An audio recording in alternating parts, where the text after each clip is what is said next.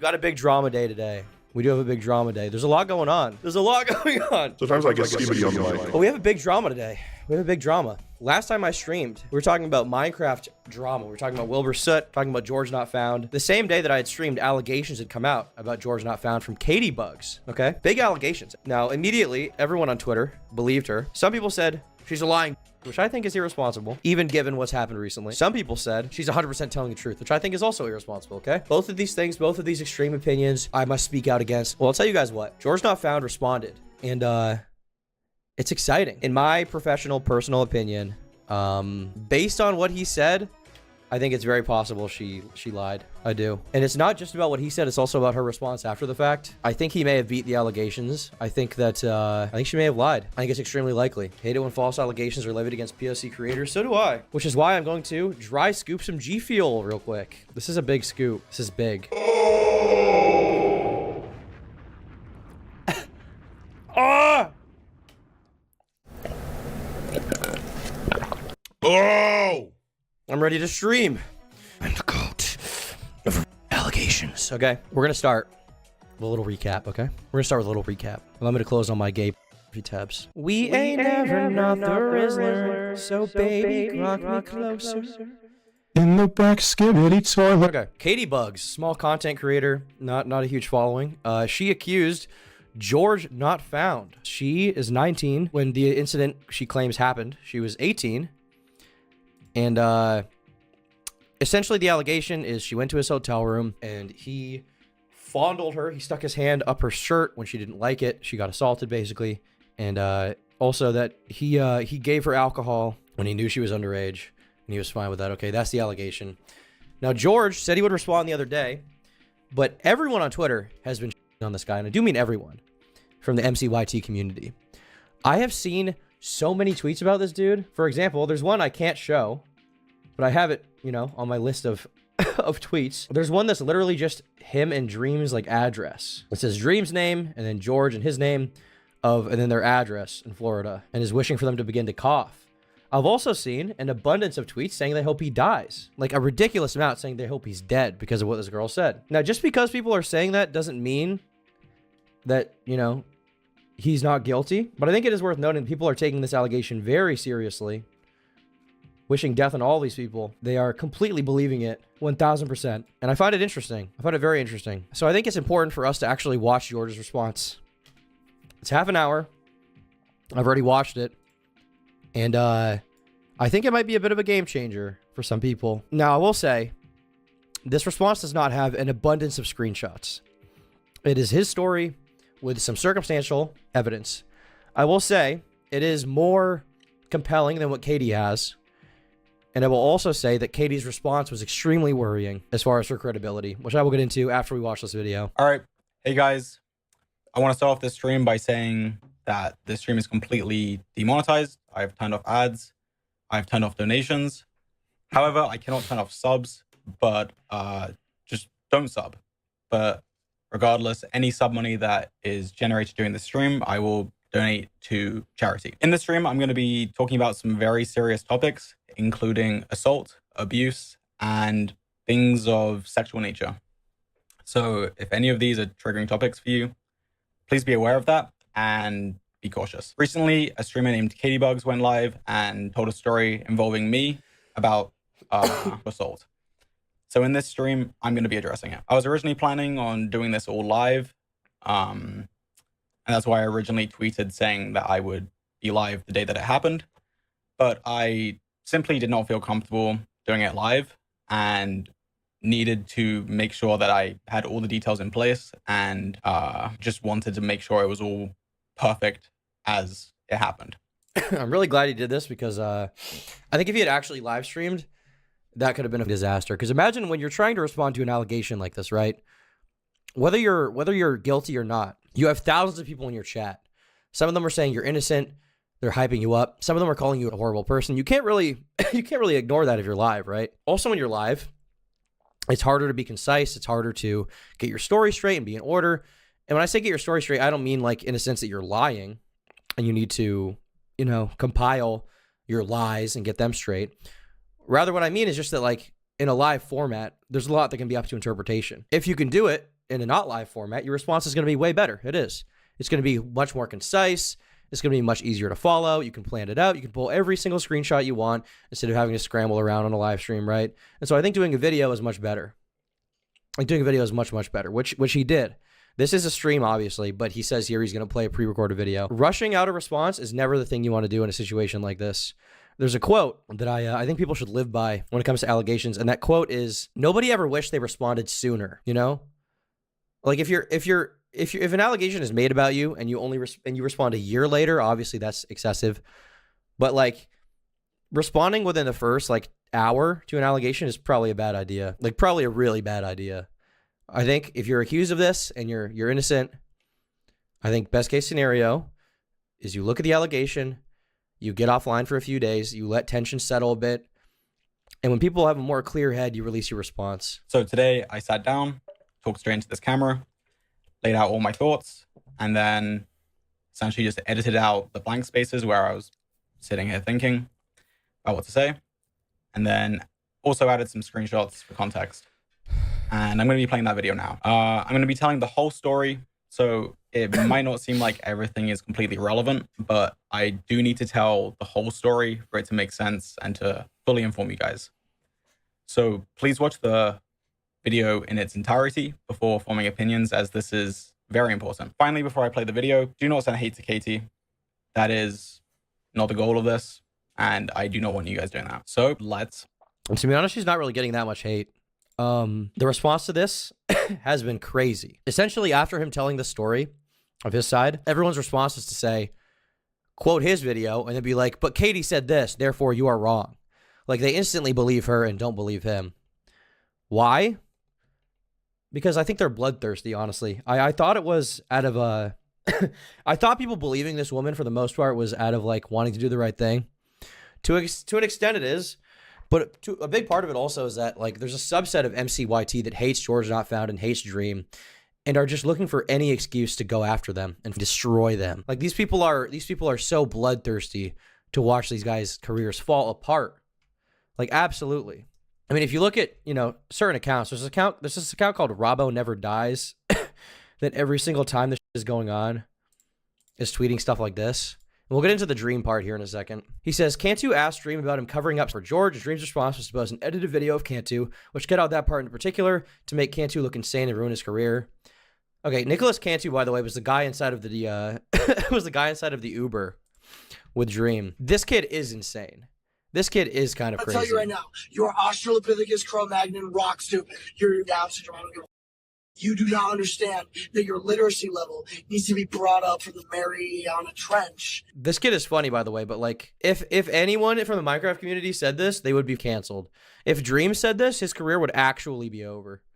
And these people would be the ones that would be calling him out. They'd be saying he's racist and ableist. If you have an issue with your intelligence, when the bites come or the ants come at me, it'll take 10,000, 100,000 of them to take me down. So that's how minuscule you are to my size, right? My stature of intelligence, character, body, and reverence in the world. 1K is better for this. I want to give away his millions. Are you Jewish? No, man, because I'm going to do movies, stand-up comedy, everything, music, whatever the fuck, e-commerce. You don't understand that you're talking to... I'm going to do e-commerce. Like a Michelangelo. Right? Like I'm a genius, Albert Einstein level history bookmaker. You're going to be forgotten like the dust in the sand. And there's 100 million, 1,000 billion sand particles. You're going to be one of those. And I'm going to be a statue erected in gold. So, like, this kid is funny. But, like, he seems like he's kind of crazy right now. Right? He seems like he's manic. And a lot of people were blaming his situation with Dream on his mental health.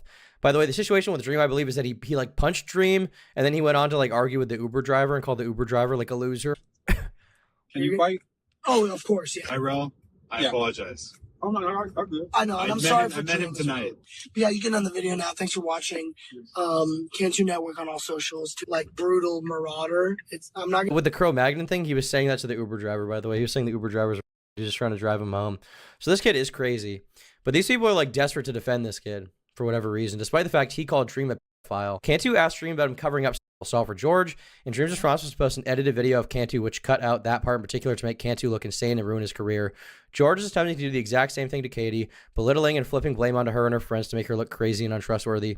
Dream, George, and Sapnap are creators built on manipulation, building online identities that pander to a younger audience to create parasocial relationships and make millions of dollars. When those identities are at stake, they will lie and manipulate until they get what they want.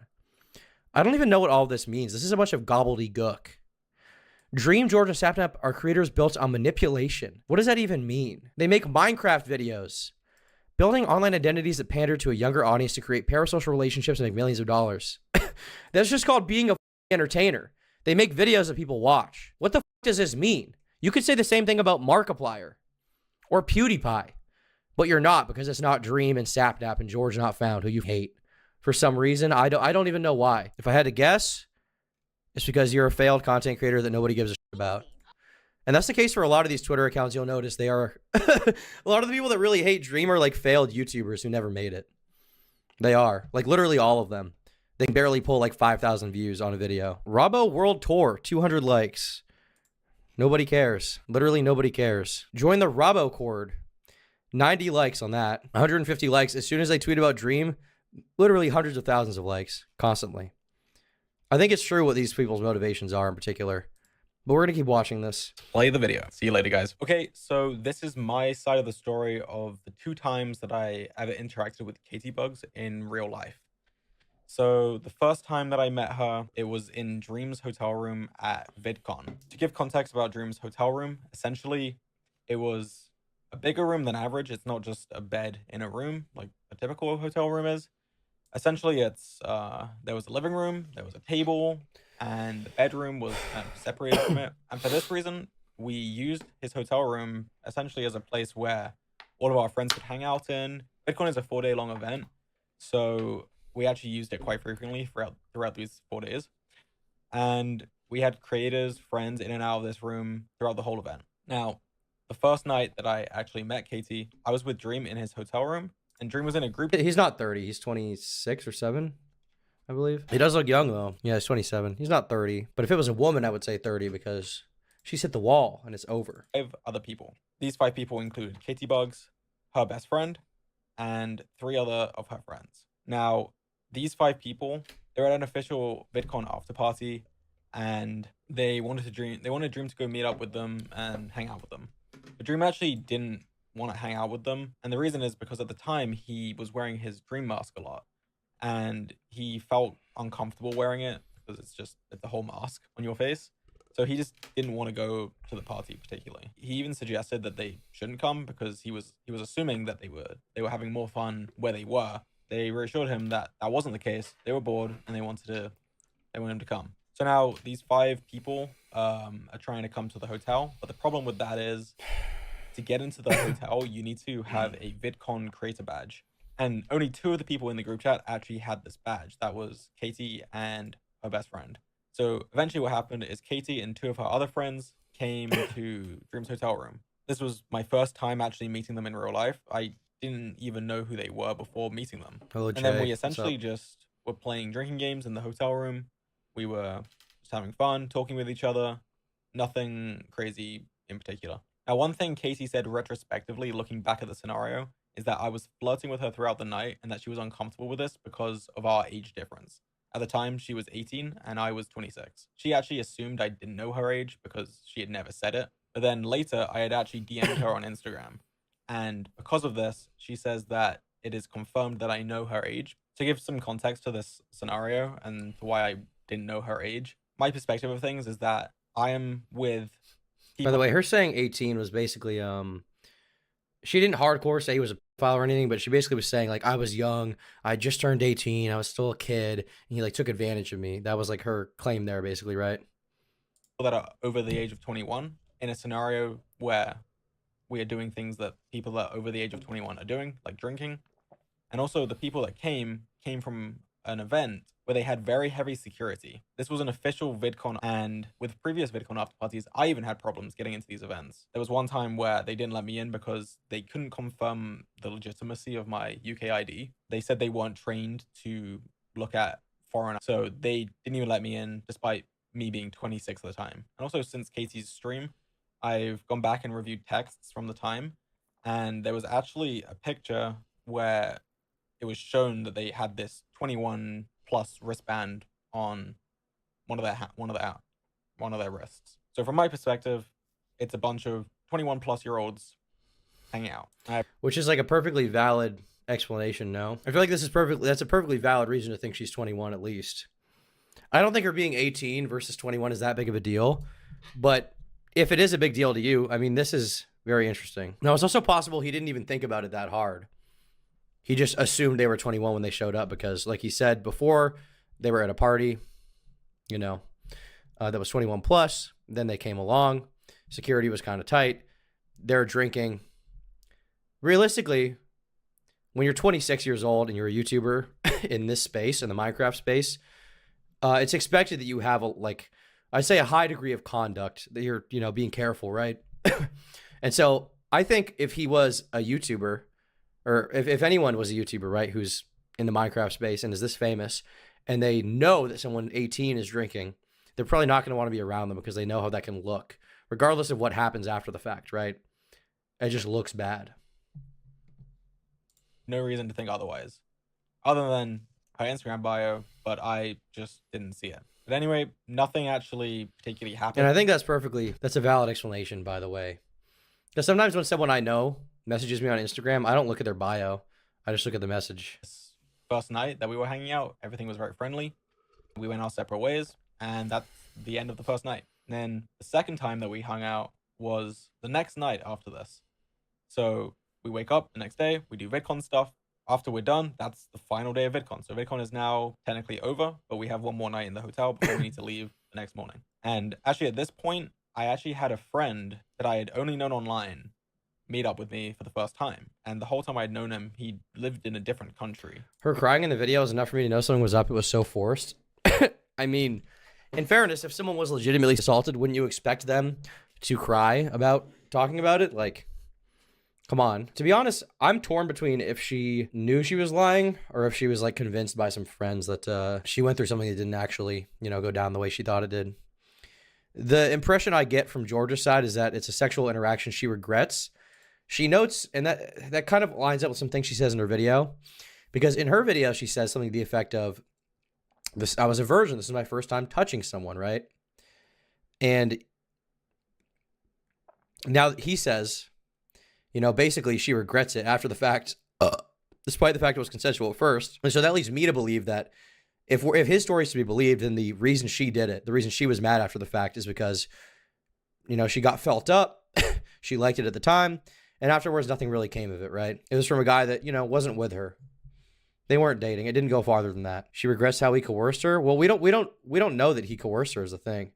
All we know is what he said. All we know is what he said versus what she said. And I think his account honestly makes more sense. If you remember what she said all of a sudden his hands were on her upper shirt. If that was the case and there are other people around, don't you think at least someone, like one of her friends, would say, hey, that's not okay? If it's clear that she's uncomfortable with that, right? Don't you think that would happen? Versus what he says is they were cuddling for a certain amount of time. She was hugging with him. She liked it. And eventually he put his hand up her shirt. Now, one of the biggest points of contention people will say is, well, silence is not consent, right? Silence isn't consent. And that's true. Silence isn't consent. But in every sexual interaction you have, are you asking, like, can I please touch you here? Can I please touch you there? Can we please have sex? No. Generally, it's like, you kiss her, she kisses you back. I mean, okay, you kiss her not randomly. It's after you've, like, you know, you feel the moment is right. You kiss her, she kisses back. You touch her, she touches you back. Stuff like that. You know what I mean? Like, it's not usually like a, can we sign a contract type thing? She must have had a fake ID for that over 21 bracelet. She can't be innocent. Seems weird. I mean, she may not, though. The thing is, like, at venues I've been to, sometimes they just don't ID you. You know? I went to, like, a rooftop party once in Anaheim when I was 19, and I just showed up at the door, didn't have an ID. They gave me the over 21 bracelet, open bar. I was drunk. I don't blame anyone at the party for that. It's whatever. I was a legal adult. He was actually living in Japan. You don't announce, I would like to touch you here. Would that work? I mean, usually not. And I had told him I was going to VidCon, and he actually just happened to be in California at the same date, so the dates aligned, and we made plans to meet up. Now, he arrived early evening. I think it was around 5-6 p.m. We were just hanging out in my room. I'm bored. Can you come to my room. Let's hang out, essentially. That's what we did. Me and my friend that I just met physically. I mean, I knew him online. Went up to Dream's room and we were hanging out. And again, the same scenario happens from the night before. They are trying to get him to go out to another party that they were at. And same story. Dream didn't want to go, but was open to them coming here. And again, that is what happened. But this time, their friends were actually all able to get in. I don't know how they did it, but Katie, her best friend, and 3 other of her friends ended up coming to the room, which had me, Dream, and my online friend that I just met. So 8 people total in this. I don't think it's a good idea to take part in sexual acts while drunk. Instantly makes boundaries more blurry. I would agree with that, but it does happen, you know. It's natural that, you know, people get drunk. They have feelings for each other. Those feelings come out more, maybe, you know. It's not unlikely to happen. At this point, this night was very similar to the one before. We were just hanging out, playing games, drinking, and just having a good time. So something I actually want to point out before I continue with the rest of the story is the way that she phrases some things in her story. Instead of saying that her and the rest of her friends actually wanted to come to the hotel to hang out with us, she said that one friend was invited by Dream, but she didn't want to go alone. So then they decided to go along with her because they were willing to go anywhere. I just think it's important to note already that the story is slightly different from the reality of it. And I'll be mentioning this a few more times throughout the rest of the story. You can see in these screenshots from the text at the time that they were all trying to come to the hotel, and it wasn't just oh, we're willing to follow her, essentially. They were all in the group chat and part of the discussion to go to the hotel. I also chose to mention my online friend. It doesn't really add to the story, but she never mentioned him. Or Ashley, I'm an incel. I don't know any women. the 8th person that she brought with. So I'm just saying it because that's how it happened. And All these, dude, the girls in chat, okay? I've never had sex. I never will have sex. I don't know how sex works. I don't know what it is. I have sex with men out of obligation to my people, not because I'm horny for them, okay? That is the truth. That is the God's honest truth. Hand on the Bible, hand on the Quran, hand on the Torah, okay? And all the men I have sex with are from Ohio. That's the God's honest truth. and I want to make sure the story is straight. Another thing that she talks about is how we insisted that she drinks more and that we insisted on playing drinking games when this isn't the case. Again, they had already been drinking at this party before they arrived to the hotel room, and they had also been the ones that were asking to play the drinking games. So instead of, they were actually the ones that were asking us. And you can see that in the screenshots here. Clay, what was that app you're using for the most likely to game? That's Dream, by the way, Clay. Katie says, I'll find it. So they were clearly eager to play a drinking game on the way there, which greatly differs from her story, which is that they made her and insisted that they play a drinking game, insisted that they get drunk, right? I mean, this is a clear lie on her part, I would say. Cut and dry. Dead to rights. He got her on that one. They had actually texted multiple times, specifically wanting to play this drinking game that we had played the night before. And at this point, I was pretty drunk, and so was basically everyone in this room. It was the last night of VidCon. VidCon's a pretty stressful time, and honestly, a lot of people are happy when it's over. Not that they didn't like it, but it's just a stressful event. There's a lot that you have to do, and when it's over, you're just happy and you want to celebrate. So at this point, we then moved to the couch. There was a couch in the room, and I sit next to Katie. She also says, looking back on the scenario, that she confused her nerves for excitement when I sit next to her. But again, Ashita was right. This did all take place at VidCon, Ohio, which Katie also left out. She also left out that she attended the Skibbity toilet panel and refused to flush. at this moment in time, Just saying. everything was friendly. Nothing sexual had happened.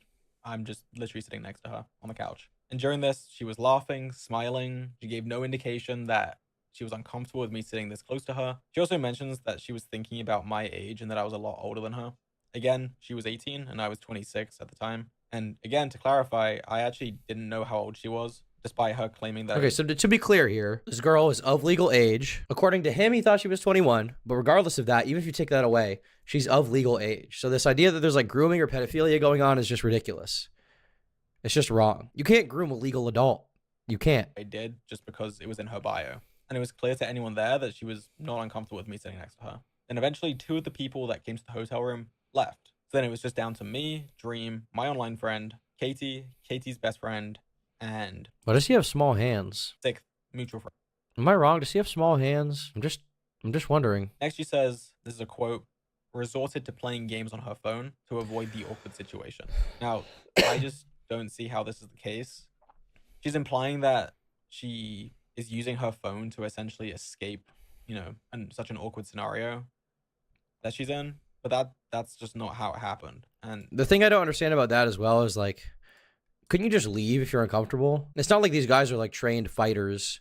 It's not like they're like, there's like a threat of violence. Like they're just Minecraft YouTubers. If you want to leave, can't you just go out the door? I'm just saying. this is why. She brought up the phone game as kind of a point. The game was honestly the central point of the interaction at this part of the night. It was a very social thing. You know, she was passing the phone around. We were all playing the game and bantering about it, just having fun with the game. So I don't see how like she resorted to it and was like using it in that context. She wasn't being awkward at all. There was no sense of uncomfortability from her. She was laughing and playing with everyone. And yeah, I'm not really sure why she phrased it like this. We actually continued to send each other high score updates even weeks after the event. To add further context to this moment, we were all actually sitting on the couch that was in the hotel room playing this game on her phone.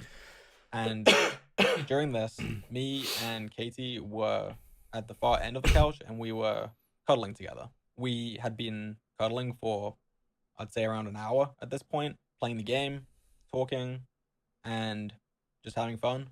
And for clarity, I had my hand around her waist Why above. do you have small hands? Why do you have big hands? Great question. I'll let you speculate as to what that means. So with her statement where she's saying that she's resorting to playing games on her phone, I just don't really understand it.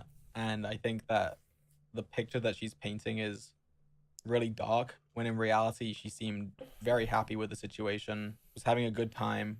I also want to address a fact that she claimed that would confirm that I know her age. She said that So to be clear, there's a clear divergence in the story here, right? She claims she went to this little party, little get together at this hotel room at Treeby's Hotel. She sat on the couch. She was on her phone. She didn't want to be around him. And he put his hand up her shirt unexpectedly. He claims she comes to the hotel room. They're flirting. They end up cuddling for an hour. And instead of playing the game on her phone to escape from the situation, his claim is that they were playing it together. Essentially, right? That's a huge break in the story here. Whoever you believe, these are wildly different interpretations of events. One of them seems more realistic to me, which is his. I'm just saying. she had answered a question about her age during a drinking game, and we were talking about sex, and that she admitted to everyone in the room that she was 18 and a virgin at the time. I just don't remember this happening. I'm not saying this to just pretend like it didn't happen. I'm not saying it didn't happen. I did not hear it happen. We're not just all sitting down and not. So he's saying he didn't hear this interaction happen. Now, this person on Twitter, who is easily, I think, one of the most people in the world right now, said, I didn't know she was 18. Quoting him, I assumed she was 21.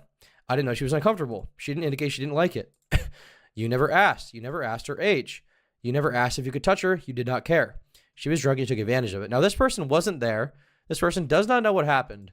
This person has no inside knowledge on what went down. Yet they immediately believe Katie and do not believe George. Now, I think the burden of proof is ultimately on the accuser. Ultimately, the burden of proof is on her. She had no proof. Now, I refrained from, on the other day on stream, on the 7-hour stream, I refrained from calling her a liar because I wanted to wait and see what he had to say. I wanted to wait and see, okay? Or if she had more. I'm now comfortable calling her a liar based on the fact she directly contradicted her story with screenshots, and she has not provided and is unwilling to provide any rebuttal. Moving, it's a chaotic environment. I could have been getting a drink. I could have been talking to someone else. I just did not know that was said. Another quote from her stream I want to address. She says, there was more alcohol in the room and we were encouraged to drink some more as they offered the bottles to us. They said they would join us in drinking and insisted on drinking games. They had already been drinking before they arrived. They were drunk, and the way this is phrased, it makes us out to look like we're kind of preying on them and like forcing them to drink when they didn't want to, when that's not the case. And as I mentioned earlier, they were even the ones asking to play the drinking games via the texts before they had even arrived. So then, this is when her most important claim. Varuk Assault says, I don't think Katie had malicious intent. I think her friends are extremely toxic and push her into the narrative essay when it was simply regret. That's possible. That's very possible. I mean, it could be both, it's a push and a pull. Whether or not that's the case, she's still responsible for the allegation, but if her friends were involved, that's pretty right. Claim happens. I'm just going to read the quote. She says, out of nowhere, I felt him slip his hand under my clothes, sitting next to me on the couch in front of everyone. He disguised it with a simple, are you ticklish? I coughed out a no, and still staring at my phone, I was overly aware of the fact that we were in front of other people. The fact that everyone else was sitting around us watching us, including my best friend, and that his hand was inching further to places I hadn't asked it to be. Again, as I mentioned before, we had previously been cuddling on this couch for around an hour, but I did place my hand on her waist under her shirt. The way it's phrased makes it sound like it just happened out of nowhere, when in reality we had been cuddling for over an hour at this point, and it was not out of nowhere. It was also around half an hour until I started moving my hand further up, and the way it's phrased just makes it seem like it happened pretty instantly and pretty quickly. There was nothing quick about it. It was very slow, and I was very cautious about it and making sure that she was comfortable throughout the process. Me and Katie were very touchy, very cuddly, and very slowly got more intimate. I've always been overly cautious with consent, and this is not just because I'm a creator. I've been like this since before I was a creator, and I think that's just the way I am and just the way it should be. Thanks, Tom. Everything progressed very slowly throughout the night. And also, before I continue, I want to make it clear that the furthest anything ever got was under the shirt touching and cuddling. Now, obviously, people don't typically ask if everything is okay, even such as touching someone's waist under their shirt before they do it. True. But in this case, I was extremely slow, and she was engaging with me the entire time, laughing, cuddling with me, and even playfully fighting me for the game that we were playing. Again, the quote that she said, he disguised it with a simple, "Are you ticklish?" I coughed out a no. She's implying that it's with malicious intent, and that she coughed out a no would also imply that I should be able to tell that she was uncomfortable with it. No, this is the majority of the story. Here's what Caitibugzz says in response. She said she will respond on stream soon. I don't know how she could respond to the the fact he did call her out for a few blatant lies. She responded to her Discord server hug box saying, "Hey everyone, bad timing. I'm getting on a long flight as of now. As Ghosty said, I've seen what was said and I will formulate all I have on the flight for a messages people have asked. Once I'm grounded, I'll release it and we'll be away for a bit. I'm telling you this so you don't stay up stressing and know when things will happen. Originally, I did not want to add to the situation with proof. I didn't want to create this idea that it's petty drama and not real life people who have been affected. I also don't want victims to feel they have to prove themselves to be believed." Okay, so the noble thing that you're doing, Caitibugzz, is making an allegation against someone who you believe is a evil abuser, potential file, like you implied, and you provided no proof out of respect to victims. If you want people to believe you, don't you think you should provide proof, of which you gave none? Literally none. But I cannot control how situations play out. Yes, you can. If you have proof, you can. Yes, I know I do not owe it, but I will give it nonetheless. This will be the only proof or response I have, as I don't want to keep proving myself and participate in a drawn-out back and forth publicly. You made an accusation. You made a public accusation against a super famous guy. What do you expect? I don't want to participate in him proving himself or me doing so. I just wanted to share my story so victims around me know they aren't alone. What does that even mean? What the f does that mean? So the reason that I decided to make an allegation with no proof that can be easily disproven is out of respect to victims. Really? Really? Genius move, dude. You're a genius. Are you in Mensa? I think you're going to be the first female astronaut from China. I will let people do as they please moving forward and will not respond to anything else as well, because I need to take time for it all. Well, you need to take time. I appreciate all who have supported me, especially those who have reached out to me privately. Once I'm back in about a week, I will stream my final response and message everyone about the situation and bigger issue at hand, because there's a lot more to say before moving on or healing. Love you all. Genius, dude. You're on Elon Musk's rocket ship right now, going to the moon with how stupid you are.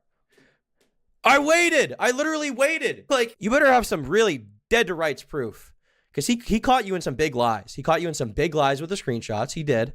You got owned. You got destroyed. Okay, WWE SmackDown, Hulk Hogan, Fred Durst mode, 2008. Okay, he destroyed you. Rollin' by Limp Bizkit was playing in the background while he got you. Okay, pile driver you into the ground. So you better have something really good. And notice how, despite the fact he had way more screenshots than her, everyone is immediately believing her. This person's rebuttal to him is what she said after he caught her in a lie. 50,000 likes. You check age, especially when you're 26. In the real world, when you're trying to f a girl at a bar, are you checking her age constantly? No. Because you're in a 21 plus situation, you assume that person is of age and an adult. Him saying her friend group changed how she feels about this is wild. This is actually disgusting to watch. And he ends it by saying, support victims. What is this? And that once again, they're hoping for his death. Support victims after giving a masterclass in victim blaming. This guy needs to start coughing in 7 days. They're literally wishing for him to die. Like, it's insane. It's insane. These people are scum. Low IQ. They are not in Mensa. They're in special ed classes, okay? Literally brain dead. Says later, he made a game out of my embarrassment where he would touch me in certain areas to make me lose the game I was playing. Now, I actually remember this quite vividly.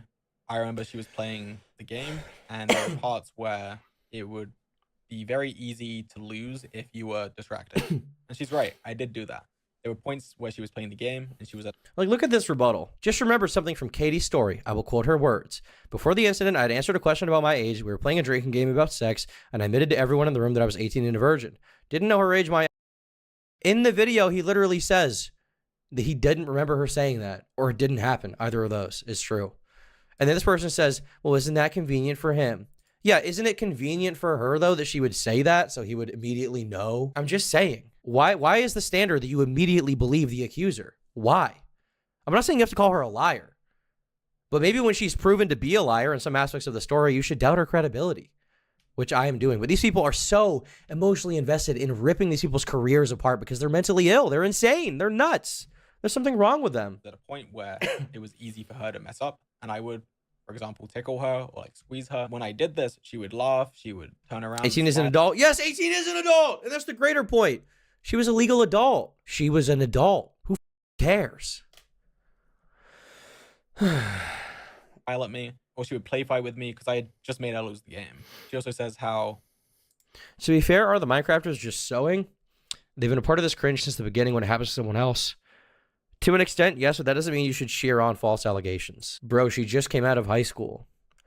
Okay, so if I get out of high school at 21, is it different? Like, we draw a line in the sand at 18 is when you're a legal adult, right? You're going to call someone a pedophile for having sex with an 18-year-old? You could say it's weird. You could say it's kind of gross. You could say, oh, that's a little young. I don't know. Is it predatory? No. I didn't speak or move. I remember being afraid to even breathe. I stayed there for a while, hoping my stillness could make me disappear. Now, to reiterate, anytime that I did this, it was met with her either smiling, laughing, play fighting with me, and there was no reason for me to believe that she was uncomfortable with it. She was not moving. She was not speaking. Of course, I don't believe that silence is consent. I just want to make sure that it is abundantly clear. She was visibly and physically responding well to everything that we were doing. I also want to comment on how she said that she had to stand up after many minutes for it to stop. She did get up multiple times throughout the night. For example, to go to the bathroom, to get a drink. Also, when her friends left, she got up to say goodbye to them, and she would come back. I also just want to point out that her best friend was here during this whole. This is a completely different account of what happened, by the way. Completely different than her. Just keep that in mind. Whole process. Then afterwards, did leave, and look at Katie's Twitter. She's just yapping at this point. Jeez. All right. Here we go. She is yapping. We are waiting. Pull whatever you can find. I also screen recorded everything. I plan on using it to support my case if needed. Okay. What do you mean if needed? Why not just show the proof right off the bat? You say you don't want to be in a public back and forth, and then you make an allegation with no proof, which instantly opens him up to a back and forth, whether he's guilty or not. What is wrong with you? Because we both know what happened. That's why I can sleep at night without scrambling for screenshots to try and twist. What does that even mean?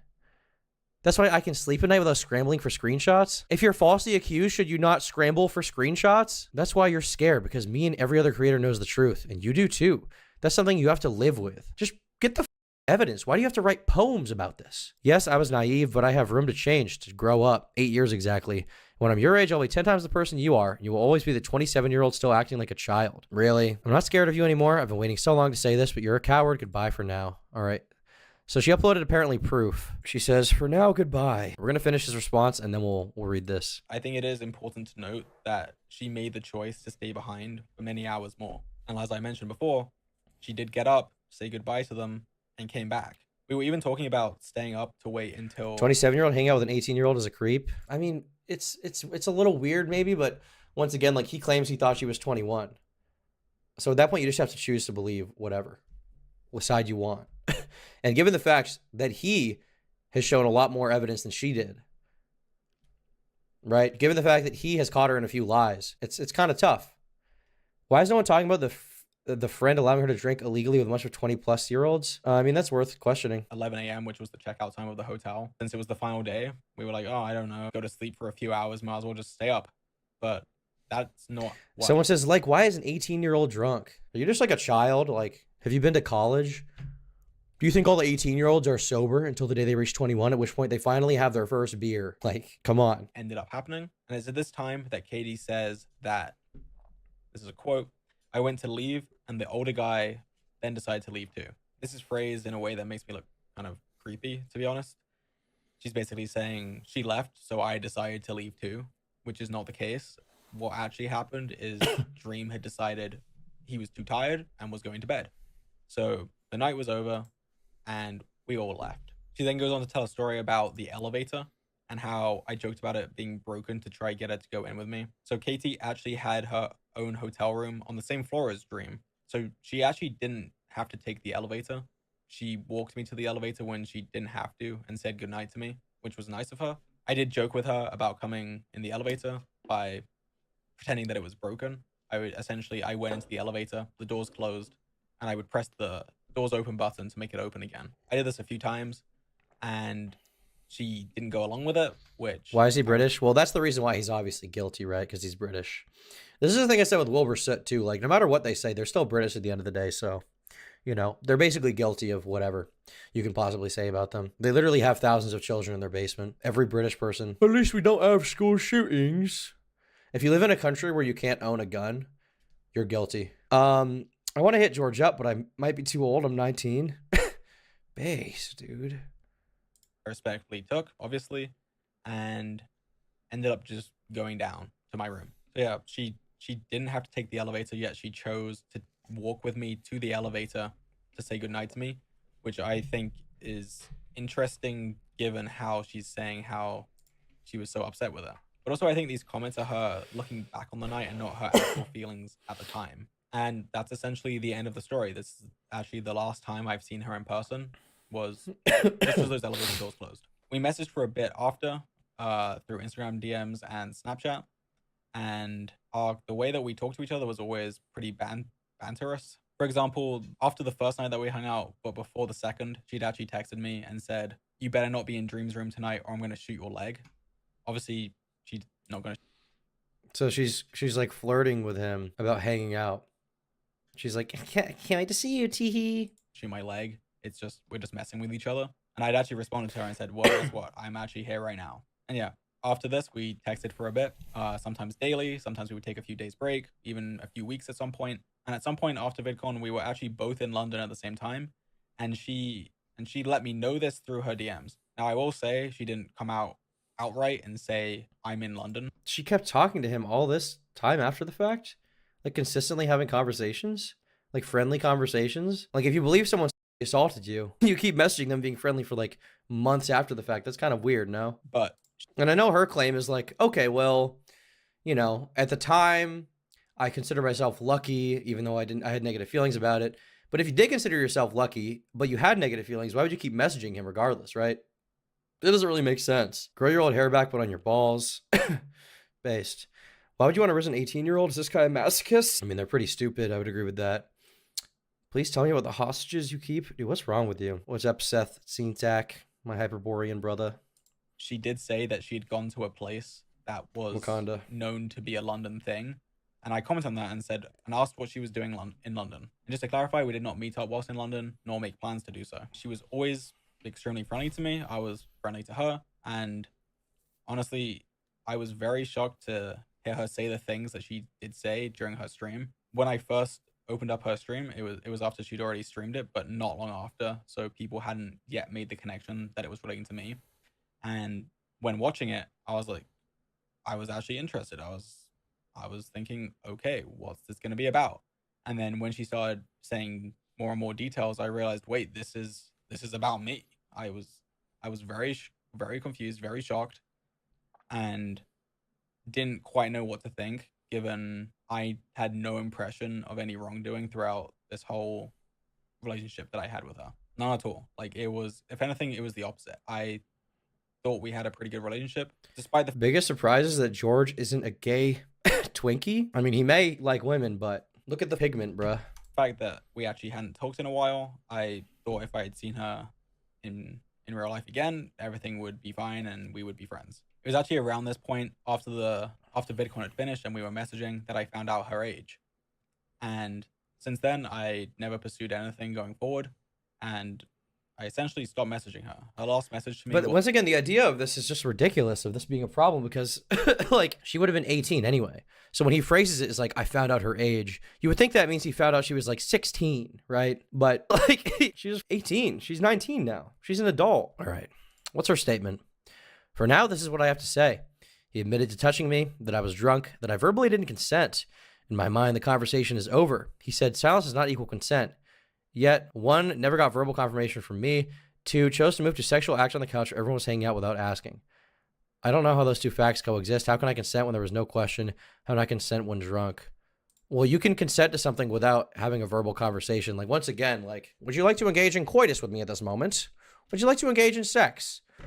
Would you like to engage in sex with me at this moment? Like, is that usually how it goes? No. Now, if somebody's pulling away from you, if somebody's communicating to you that they don't want to do anything with you, then obviously that's one thing. But in this case, he claims that they were cuddling, and she just completely skips over that here. I prepared proof on the idea he wouldn't admit to it, that he would deny touching me or being there, but he admitted it, that I was drunk and he touched me in front of everyone, that I never said yes, nor did he ask, and I'm still asked for response, proof, explanations. Freaking think that's insane. No, it's not insane. And this is how I know she's lying, because she says that his explanation shows that he assaulted her, which it just not. It completely diverges from her story, okay? You have no brain cells, okay? He is Rick, and you are Morty, Katie. You are Morty. You're literally Morty, and he's Pickle Rick. He owns you, okay? He's an interdimensional traveler, okay? He is Rick. He's Rick Sanchez, and you're a child in the body of an adult woman. It's insane. It's mind-boggling, okay? It's truly mind-boggling. If you still need more after hearing him admit those two simple facts, then nothing I can say is going to change your mind. Is cuddling a legal adult that you believe is even older? Is that sexual assault? When she's playing games with you and kicking her feet, and enjoying it, and you put your hands up her shirt, is that you have sex with 1,000 children? Nobody bats an eye. But you put your hand up the shirt of a legal adult, everyone loses their minds. It's insane, though. Like, this is actually insane. It's actually insane. Here it is anyway. As for the messages he showed outside of Insta DMs, all proof was him showing a group chat he wasn't even in, showing messages from my friends, which isn't me. The only message showing a response from me was when he asked about the drinking game we played. That was after we played the first night, the night where nothing happened. I liked the game and I wanted to play it with other friends of the convention, so I asked for the name. Don't know how it's relevant to anything. I mean, it's clearly relevant because the point is that they insisted on playing a drinking game, and yet you were in a group chat saying you wanted to play a drinking game. That's how it's relevant. Whether or not he was there, you were discussing going to his place to play a drinking game, being excited about it. So that's why it's relevant. I went back because my friends want to, and I went with them everywhere they went on that trip. If you believe that an adult man is being creepy around you, you have no reason to go back. You're literally brain dead if you actually went back after believing that he wanted to assault you or something, or he was being creepy, or he flirted too heavily with you. You are brain dead. You should not even... if that's true, you genuinely cannot consent because you're low IQ, brain dead monkey walking the earth in the skin of a human girl. Okay? Genuinely, you have no brain. But that's not the truth, is it? The truth is very likely that you liked him and you regretted it after. Nothing happened the first night. Something I also did not admit at first because it's embarrassing and I thought relevant for the second night. Another reason I was willing to go back because I heard of a different creator who's in the room I wanted to meet. But when I found out they left an hour earlier, I was already in the Uber. I had forgotten this until looking back at texts where I said this to a friend the day after. Okay, so this is just nothing and has nothing to do with anything. They were all fine. Like I said in my stream, I did have my age in my bio, like it is to this day. The messages were nothing insane, just banter. Like I said, I admitted to messaging him after. I never hid the fact. I was still considering myself lucky for what happened to me, even if I was uncomfortable and didn't ask for it. I was hating myself around now, thinking it was ungrateful, but as you can see, nothing insane or proof-worthy being said, just banter. Again, I felt lucky to be talking to a verified account. Bro! Literally Morty. I was uncomfortable with what happened, but trying to swallow it and suck it up. So I didn't have to acknowledge or accept it. Although our texting ended a month after, I could see why people find me at fault, but the thought process of someone who went through what I have is a very unique experience, which is why I understand why it seems stupid. Only so many people have been in it to understand. Again, like I said, at one point he asked for my snap, but we didn't Snapchat much because I don't use Snapchat. I haven't since middle school. The most that happened were a few pictures of him with a quesadilla that he sent me, and then I resorted back to DMs, which didn't last long. The time we stopped interacting was around Paris. I walked him out to the elevator. We left at the same time. My room was on the other side of the floor. In the hotel, you had a hallway of rooms on one side, elevators connecting them, then the other hall. I was on the opposite side, therefore had to walk through the elevator room. I didn't walk him there. We both headed in that direction. I said, well, bye. And that's when he did the whole elevator is broken bit. Which he admits to doing, by the way, but he's like, it was just a joke, which I mean, could be true. There was a man who was there I left out. He wasn't there for long. He left early, which is why I didn't mention him. I didn't even know his name. But here's a message from this guy. I've never spoken with him. This is simply a message he sent to someone who was in the room that night too. And this is all he really adds to the situation. He left before anything really happened. I'm currently watching George cuddle with Katie. Why did you leave out the fact you were cuddling though? Like, why would you leave that out, Katie? Why would you leave out the fact that you were cuddling with him? Even if you think that it was unconsensual, why would you not say you were cuddling? Wouldn't that only add to your story? Because her only recollection of touching was that he put his hand up her shirt. Wouldn't you have said this in your initial statement? A lot of touch was initiated by him, probably not realizing it. I mean, he was literally spooning me from my left as I faced Ghosty to my right. What is it? A lot of the cuddling he may have felt was personal, but was just me being drunk. Everyone on the couch was doing the same thing, all drunk close together. But I get it. I was drunk. I didn't think cuddling automatically meant it was to turn sexual. What? I have never cuddled with a girl I didn't intend on fucking. Has anyone ever? Kissing someone isn't sexual. His dick is lined up with your cavity. It's not sexual. You either are a liar or have no brain. Either way, brain dead. I wasn't going to push him off in front of everyone. Why not? If you're being assaulted, why not? I didn't know it was an invitation. I don't even know how to respond to that. I didn't know that cuddling with a man that I've been flirting with was an invitation for him to cuddle with me. He took it a step further in front of everyone. Doesn't that make sense though? Like, if he was trying to be evil with it, wouldn't he do it privately when no one's around so he can get you rather than in front of everyone? He took it a step further in front of everyone, all because he assumed things and assumed he had the right. As a shy person, I could not speak up in front of him and everyone else. Well, that's your fault. That's not his fault. Like, if you're shy, then don't get drunk and cuddle with people. Like, I don't know what to say. Like, that's your fault. You have a responsibility to advocate for yourself in sexual situations. Is that a shocking thing to say? All because he assumed things and assumed he had a right. As a shy person, I couldn't speak up in front of him, let alone say yes. Even if you wanted to take a step forward sexually, why do it in the open? Is it a step forward sexually to put your hand on someone's stomach, really? Like, if he's like finger banging her, like finger blasting her on the couch in front of Dream, like obviously that's crazy, but like, I don't know. Is cuddling that crazy in front of other people? I feel like it's not. If you're all friends and know each other, if you're cautious about consent, why not ask? This is, once again, like, this is just not how things usually work. Like, typically the way people interact is much more human than this, like, robotic, like, excuse me, sir, would you like to engage in sex of the gay variety? Why, yes, sir, I would love to engage in sex of the gay variety. Will you be planning on inserting your penis into my cavity? Why, yes, my good sir. In fact, I've drafted up a contract here. A fine contract that we will both sign that will give me permission to insert my penis into your cavity consensually, signed by a judge. Signed by Rick and Morty. They're both going to sign it. They're the officiators of this contract. What's going on? That's not how things usually work. And may I reiterate that I was drunk. I mean, he was drunk too. Like, he didn't you. You cuddled. She could have moved. Yes, I got up and sat in the same spot, getting up to drink more, etc. Mentally, I believe I was in a room on a sofa with people on it. You just sit back where you are when you get up. Mentally, I was also drunk, and even if I were to move, that would be an obvious hit to his ego, to him and everyone in the room. What? So this guy was like assaulting me, and I had the opportunity to leave, but I didn't want to hurt his feelings. Shut up! Oh my God, no wonder you're not famous. No wonder you're irrelevant. You're irrelevant. Oh my God, dude. Even if I were to move, that would be an obvious hit to his ego, to him and everyone in the room. I could just deal with it till the night was over, and I didn't want someone I'd watched for a while or with a large following to hate me for denying I even sit near him. But you went back to cuddling him as his point, right? I didn't want to embarrass him or myself. I know it's a dumb thought process. It's not just dumb. You need to advocate for yourself in sexual situations. She stayed when her friends left. I didn't make the conscious decision to choose to stay. My friend left, throwing up in her hand, and I didn't know. She was so drunk she couldn't hold in her vomit and passed out in our bathroom. And the more the night went on, the drunker I was. Like I said before, I put up with it in the moment because I thought it was the price I had to pay to be around such big creators. Well, that's your fault once again. Like, the price to pay to be around big creators is to be drunk. Make your own decisions. You're a legal adult. Well, he assumed because your body language. We had just met. Why did he think he knew me so well he could assume how I felt? Assume he knew what my mannerisms meant. You didn't know me. Apparently, you didn't even know my age, but you knew what I wanted? No, he assumed it's what I wanted because why wouldn't I want that from someone like him? Hey, guys, so I met this girl. She was flirting with me all night, and we ended up cuddling and spooning, which led me to believe that I should put my hand up her shirt. Little did I know I was a at that moment, and that was the moment I started like, bruh, oh my God, bruh moment, dude. Bruh, bruh, bruh, bruh, bruh, bruh, bruh, bruh. Just torture yourself. Torture yourself with it. Just go. Can I get some bros in chat? Turns out I'm a rapist.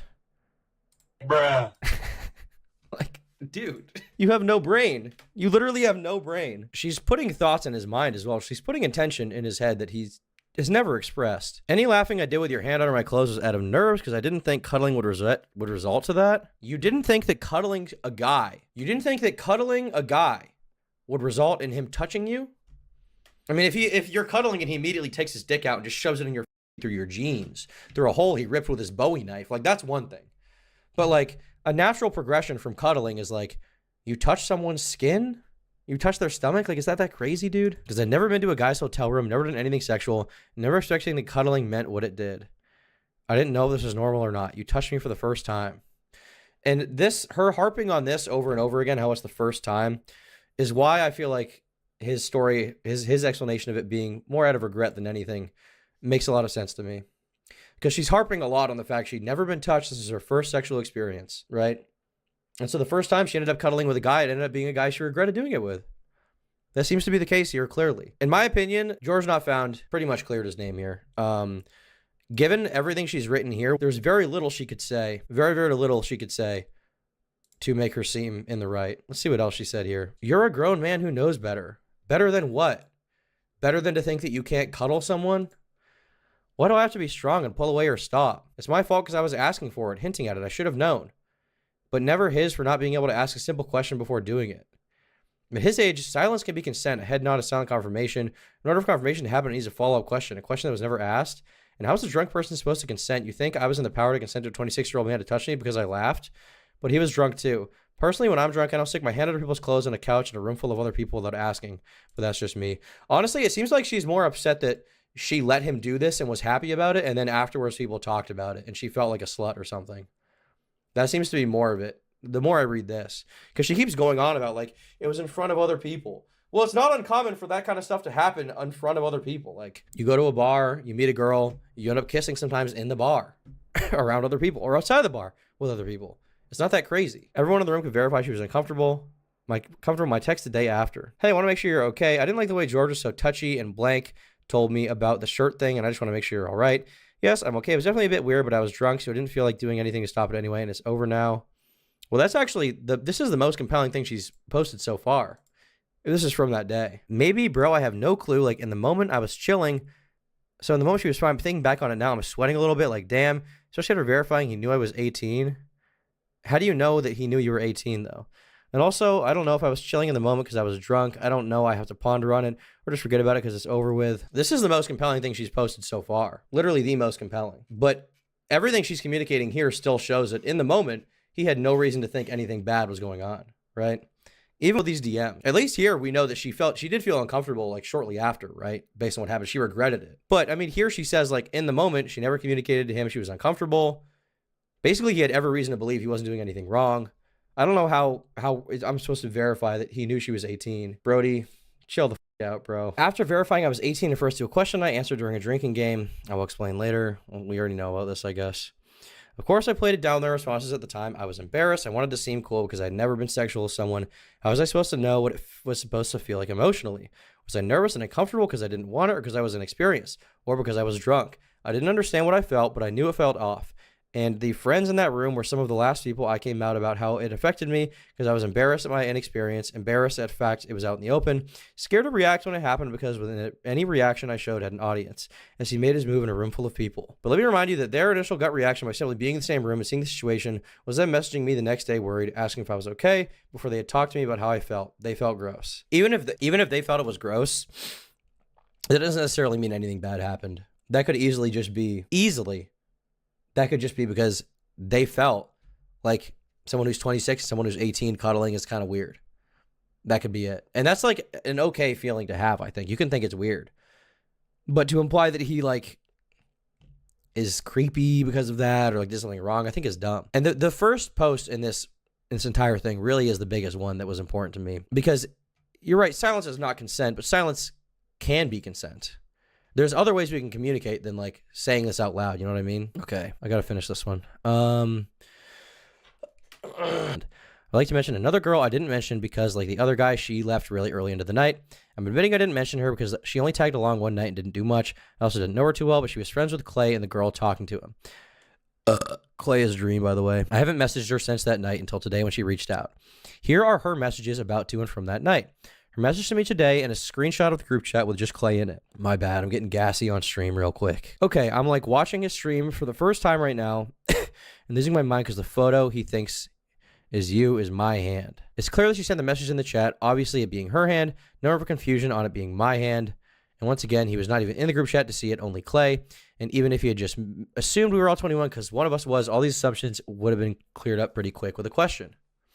The party we were at and where the wristband talk initiated from was an 18-plus party that you needed a band to enter. We had asked people around us for a wristband to enter the party, not a 21 wristband to drink. As you see in the pictures, a 21 wristband was given by staff after seeing ID and after entry. The wristbands we were asking around for and searching for was just entry to the party. Even if he thought I was asking around for a 21 wristband, that would only prove that I was underage. Again, neither guys were at the party. We didn't end up staying at that party because we couldn't get wristbands for everyone. Only a few of us got in. My one friend gave theirs to me so I could walk in and see a creator party for the first time, but I left immediately after taking a video or two, knowing Ghosty and other friends were sitting outside unable to get in. With the wristbands cut off by staff as we left, I didn't even have a wristband on any time I met with them after in the hotel room, let alone a 21 age one. I beg you to watch my vlog from VidCon documenting video of this party and the wristbands being cut off in the vlog. Well, I feel like once again, a decent explanation for this could just be that you were there, you were drinking, he assumed you were 21, right? And even if you weren't, like, it just doesn't really matter to me. George yet? Yeah, unfortunately, we found him on a Revolutionary War battlefield known as the Battle of Bunker Hill, you know. Famously, the Union general there said, wait till you see the whites of their eyes. And they did. As the Endermen approached, they waited. And eventually they blew GeorgeNotFound's head clean into the Charles River, okay? It was over. Veruca Salt, no. All right. I thought, what is this? Age 16 plus guests under the age of 18 must be accompanied by a parent or legal guardian. So this is all this. I guess this is the party they went to. Instagram night out. Dude, I've been out to VidCon 3 times, Anaheim.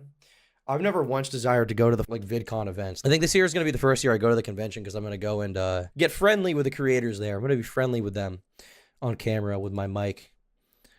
Yeah. I thought she was 21. The girl who left early also sent me this message today. It's her conversation with Clay that night before she left the room. She recalls to a friend a few days later. I typed a message on my phone and showed it to Clay being like, does George realize there's 8 years between him and Katie? And he looks at me deadpan and is like, I don't see why it matters. I'm like, oh, okay. I mean, I would agree. You're a legal adult. I don't see why it matters. Kind of a base reply.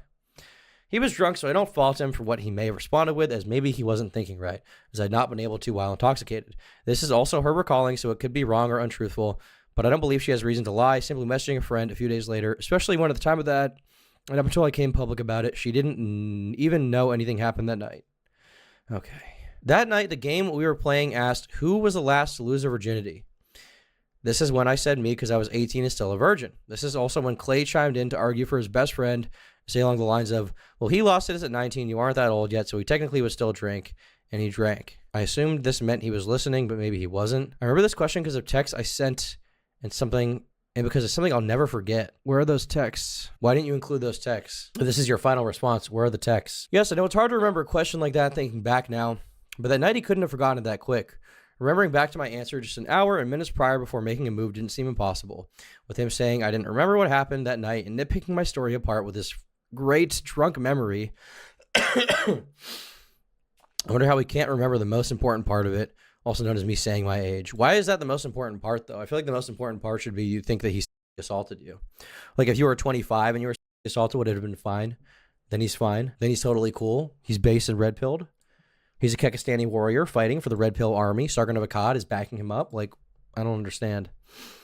I don't think he's dumb. I think if he was talking to someone, especially in Insta DMs, he would check an age or at least see a bio. Someone who is so concerned about consent wouldn't be so naive.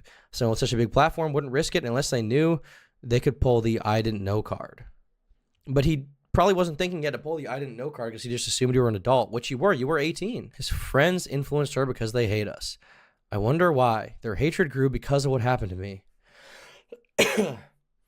These situations always end in victim blame. That's not true. That's literally not true. We just saw the Wilbur Soot thing. It's not ending in victim blame. There is some victim blame from some, certain commentary channels who are, I think, somewhat erroneously saying that she lied 1,000%. I think that's really dumb. I think that Shelby Shubble could have told the truth. It's entirely possible that everything she said did happen. You're just saying this because you're being questioned and called out. She was asking for it. We are embedded into society to cover for assault. It's what we are built on. It's easy to say I should have done looking from the outside, not being the one in the situation in the moment. It's also easier to think of how I could have gotten out of the situation now that I'm not in it, and now that I'm sober and can make clear choices. I want the situation to circle back the original point to make aware of the reality that many girls face in this community, that many people are forced into silence. It's not petty drama, but real life people that have been affected. I just don't want victims to feel they have to prove themselves to people to be believed. Well, clearly it doesn't happen in the Minecraft community anyway. If you want to like make an allegation against a large public figure, obviously there's an expectation of proof. Obviously. I mean, you're threatening someone's business. You're threatening someone's livelihood. You are threatening a multi-million-dollar business. Make no mistake, GeorgeNotFound is a multi-millionaire. He has millions of dollars. You are threatening his potential to make more money with this allegation. You're threatening his standing with hundreds of other creators. So obviously they're going to have a problem. Obviously people are going to want proof before they believe you. That is it's literally the right thing to do. Especially because there have been false allegations with like the Quite stuff. You know, I made some good tweets about this because I'm a genius. Okay. This person tweeted, I hope every commentary YouTuber gets thrown in a cell forever, dude. What the do you mean you want proof that someone was assaulted? What the are you talking about? What do you even expect to receive as proof? Now, on one hand, their frustration is somewhat justified because it often can be hard to have proof for, you know, something that happens offline in real life when nobody's expecting you to need to record things, right? But at the same time, you need to have something for the public to believe it at large, or else anyone can just say anything. Literally. So I said, this kind of mentality is absolute cancer. On one side, there are people who immediately call potential victims liars. That should be pushed back against. But with cases like Quite and Dream, who were both falsely accused, it's clear false accusations do happen. Calling these girls who accused Wilbur and GeorgeNotFound liars with no proof of such is insane. Keep in mind, this is yesterday, so I definitely was not calling Katie a liar yesterday. Things have changed a little bit. But it's just as insane to immediately believe them 100% with no evidence, say people who don't should be in a cell forever. The most responsible position to take with allegations is to exercise caution. Don't relentlessly on potential victims, but be open to the idea the other side of the story could change things completely. And this is like basically the position that you have to have, I think, which is why with Wilbur, you know, when the allegations first came out, I was like cautious, right? When he responded, I would say that I maintained neutrality, but I'm honestly erring on the side of like, given the follow-up allegation, I'm erring on the side of maybe Wilbur is guilty, maybe. It's, you know, it's possible. As for GeorgeNotFound, he had a pretty good response. He had a pretty good rebuttal, you know, he did. Now, this person said not to be devil's advocate, but why wouldn't you think the past behavior and witness testimony from multiple verifiable sources who account that this happened multiple times across multiple years will be taken into account as evidence as well? And I said, yes, that does matter, but for me, it's not the end all be all. I don't know these people, neither do the audiences. I have no reason to trust them. And that's basically my position, which I think is perfectly reasonable. But the position of basically the entire MCYT fest right now is the accuser is right, believe all victims. The accused is always wrong. We live in a dark time. We do live in a dark time, a little bit. But I think this stuff can be turned around, you know?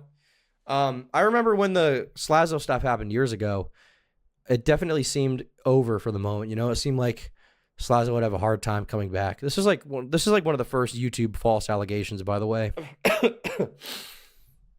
This was like 2018 or 19, 5 or 6 years ago, a long time ago. And I remember thinking, like, how could any of this ever be turned around? But it was. And I think the same goes for GeorgeNotFound. You know, I will say he's definitely fighting an uphill battle based on the community. It's tough, but people are pushing back. This person says, I'm sorry, but yeah, I'm side-eyeing Katie's friends on this. I cannot imagine taking my freshly turned 18-year-old friend to a party, knowing there would be drinking, only to just watch an older guy feel her up if she's drunk. And where does she get that 21 plus wristband from? And then this person says, not only that, but why leave without her? People are slowly waking up a little bit to this, okay? It does happen. It takes time, though. It's not all blackpilling, you know? These are powerful communities to push back against. I mean, look at this loser who defends Nicholas Cantu, even though he falsely accused Dream of being a pedophile publicly on Twitter.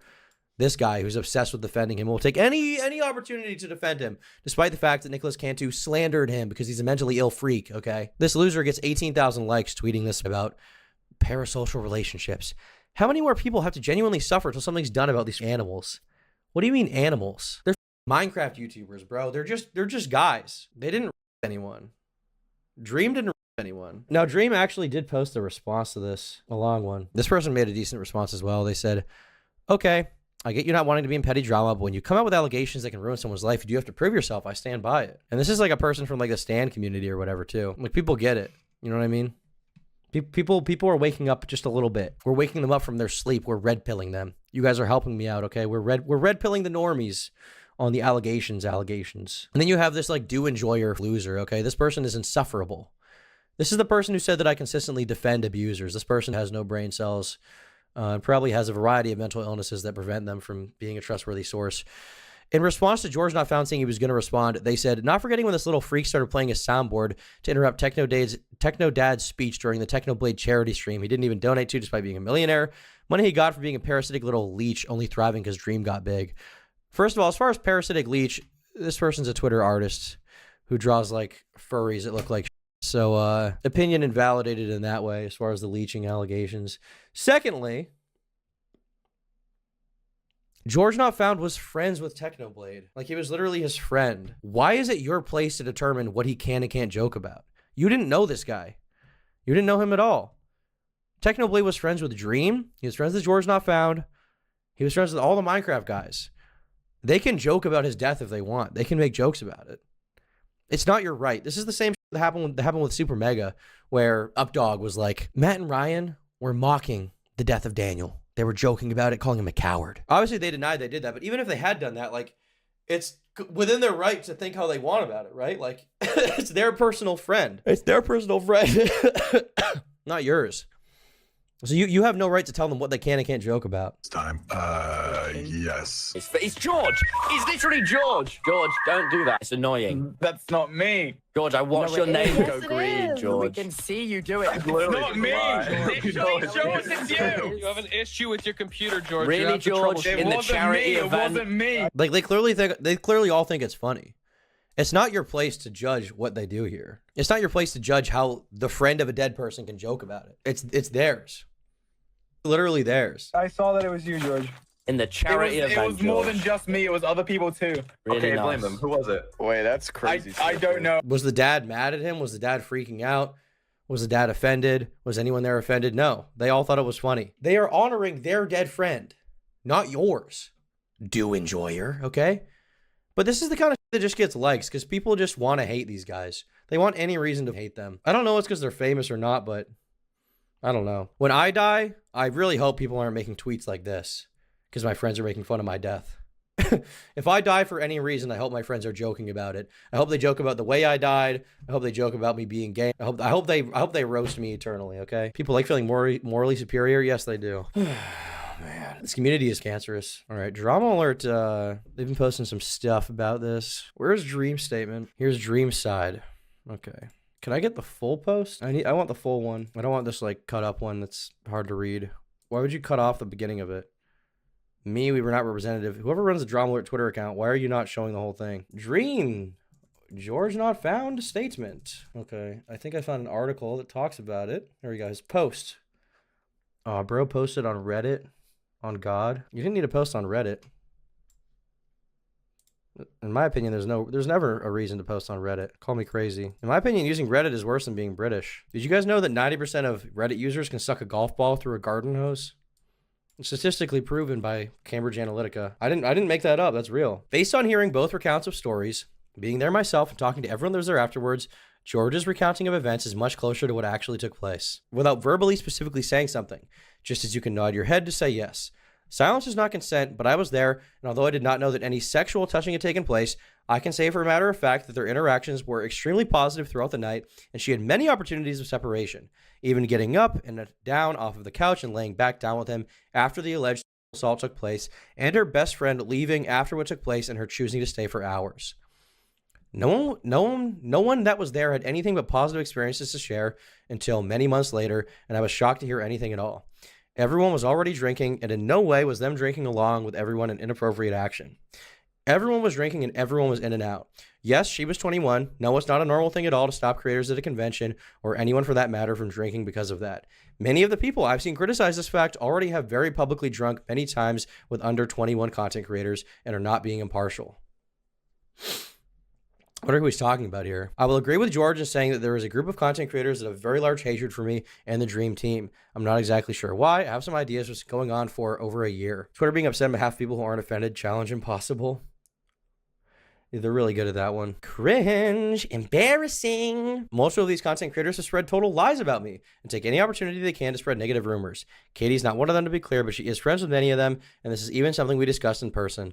I obviously can't say for certain that this has anything to do with what she said, but I can assume it had an impact on the lens she viewed George through. One of these content creators used to be in the Dream SMP spread that they asked me about the grooming allegations when they happened, and that I proceeded to ban them from the Dream SMP Discord server to hide it. This is completely false. They were never banned from the Discord. Who is this specifically? Can anyone tell me who this is about? What's up, Ripsion? Can anyone tell me who this is about? It's definitely like the Robo guy or like the Dino Nuggets guy. It's one of those. They left randomly themselves. I answered every question they had over text and volunteered to answer any more. This lie. Amesy? Who is Amesy? Amesy? This person said that? Damn. Is this person famous? I can't really tell. It doesn't appear that way, I guess. To be honest. Amesy. Oh, I've seen this person. This is the person who was saying like, silence is not consent or whatever, right? I've seen them spamming replies. You're so incredibly brave. I'm so proud. We're all here for you. In a world of cruelty, you can be kind. Look after yourselves. You say this after supporting a false allegation. Hilarious, bro. So they're even willing to call out a certain false allegation. This is the one against Tubbo, I believe. But they can't recognize it in their friend. It's difficult to come to terms with the fact your friend lied. I understand, but it's a little silly. Are you saying Amesy said this? I have no proof that Amesy said this. Amesy's been supporting Katie. Yeah, I mean, I've seen that. Repsian says, I'm in a 7-Eleven right now eating chicken wings and listening to Indian music. Dude, I got your back. Based. Both Katie and her friends there spoke about how this group in the UK, who Katie's best friends with, despise me and that they're not sure why. I talked positively about change and hoping one day they would come around. Months after the incident, one of this group tweeted accusing me of bringing 18-year-old girls at VidCon to my hotel room to drink. Based. I was shocked at this and immediately looked into what he was talking about. This was 2 months after VidCon. He was talking about this. I didn't know Katie beforehand, and she was already drunk and drinking. Drunk and driving. Based. Drunk and drinking, and essentially plus wanting with an overage friend of mine. I even suggested they don't come. After this is when I had a conversation with Ghosty, Katie's best friend who was there, about what he was saying and how it was ridiculous, where she agreed. I was confused as to why he was saying what he was saying, as it was about me, and no one that was there had any idea what he was talking about. Thank you, OJ, for the dono. Katie was avoidant of clarifying anything to them or defending me, and was careful with how she worded things in texts to me about it.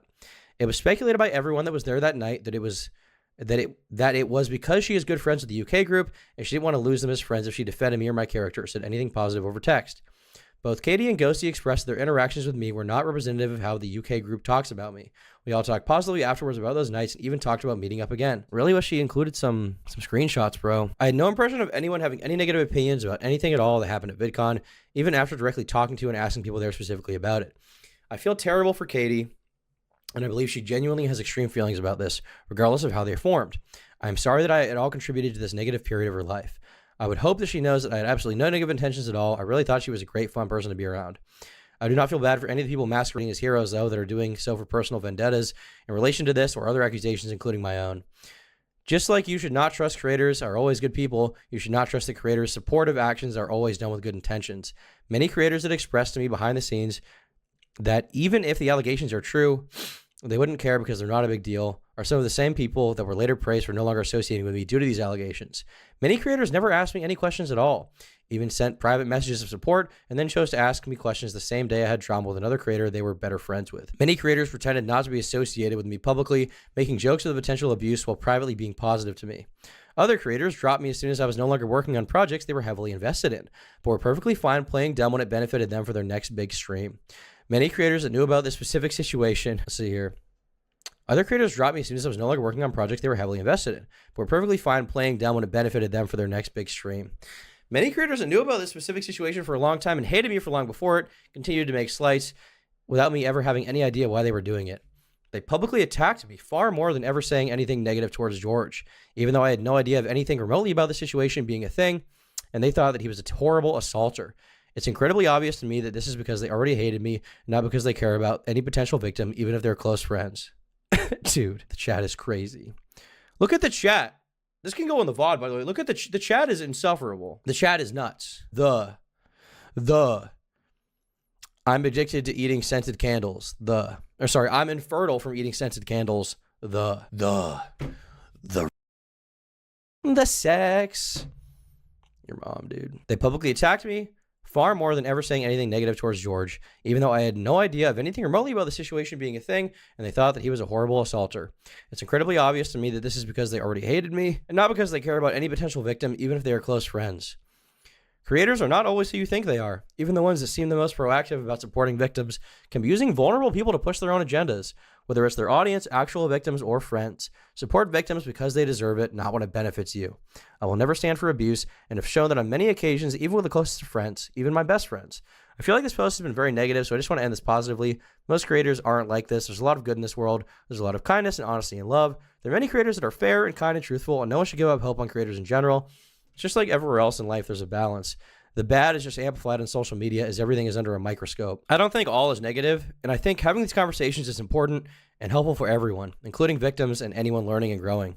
This is all I have to say, as there is no more information to be gathered, and I'd like to end the horrible cycle of drama for myself at the moment. So there we go with this statement. Very good, interesting statement from Dream. I'd like to see the screenshots of what he was talking about there. Unfortunately, we don't have it, but that was definitely an interesting read. Now, one thing a lot of people are giving Dream for is this Nicholas Cantu video. Because they're basically saying that Dream knew about this and covered it up, right? That's why they're saying Cantu asked Dream about him covering up assault for George, and Dream's response was to post an edited video of Cantu, which cut out that part in particular to make Cantu look insane and ruin his career. Well, Cantu, in my opinion, already ruined his career when he falsely accused Dream of being a pedophile. I feel like that's a bigger deal, no? But Tom Dark, Gumball. It's in the Gumball video, I think. Zoom this guy out real quick.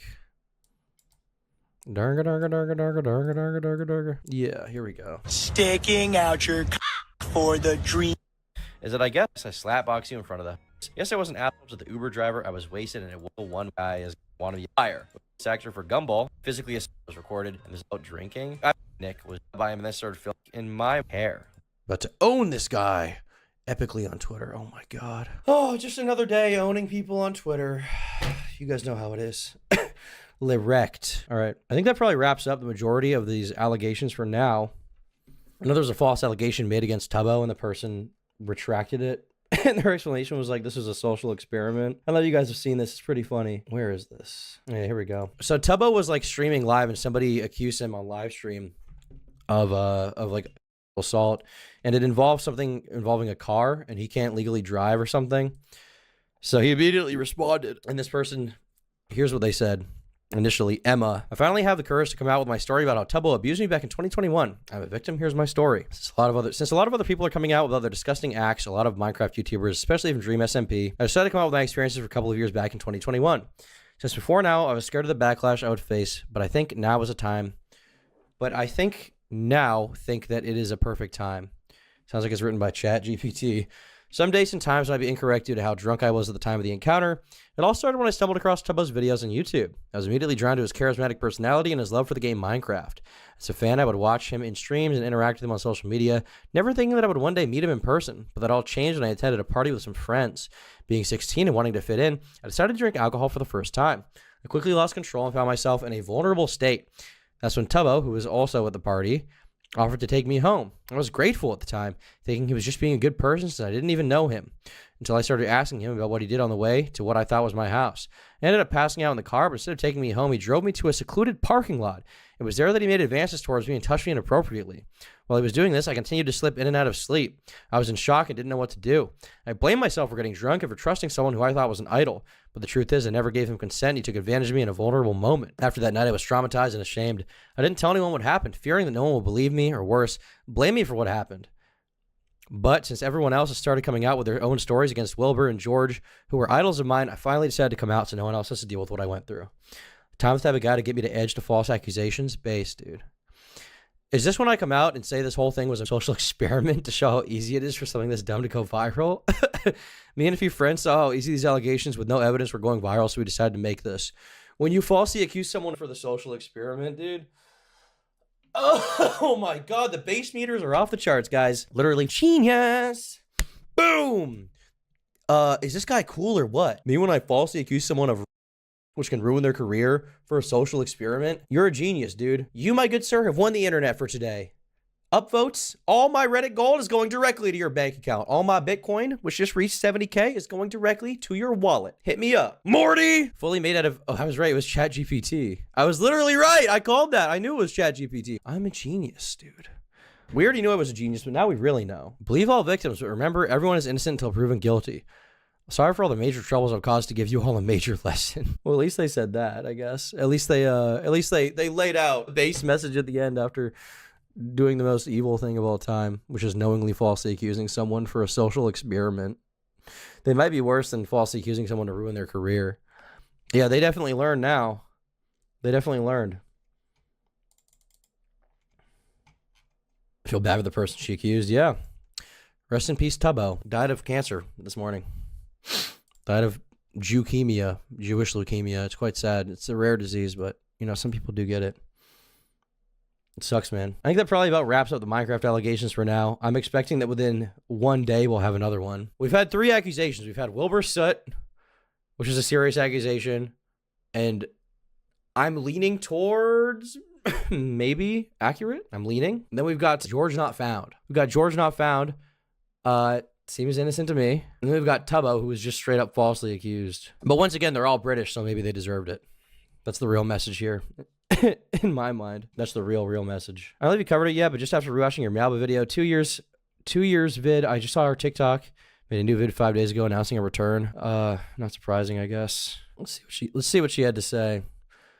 It's kind of one of those things where I feel like I shouldn't even give this person attention because they just are going to use their attention to get people on their Discord server to cut themselves again or something, right? Like, I don't know. Seems like kind of a bad idea, but whatever. All right, I think I found it. I took over a year off and cut you bitches some slack. Tell a friend to Meow is back. Meow has been away on the study grind. Boring. But you don't have to worry anymore, senpai. Meow-chan won't leave you again. Can you believe this time 2 years ago is when Meowba started?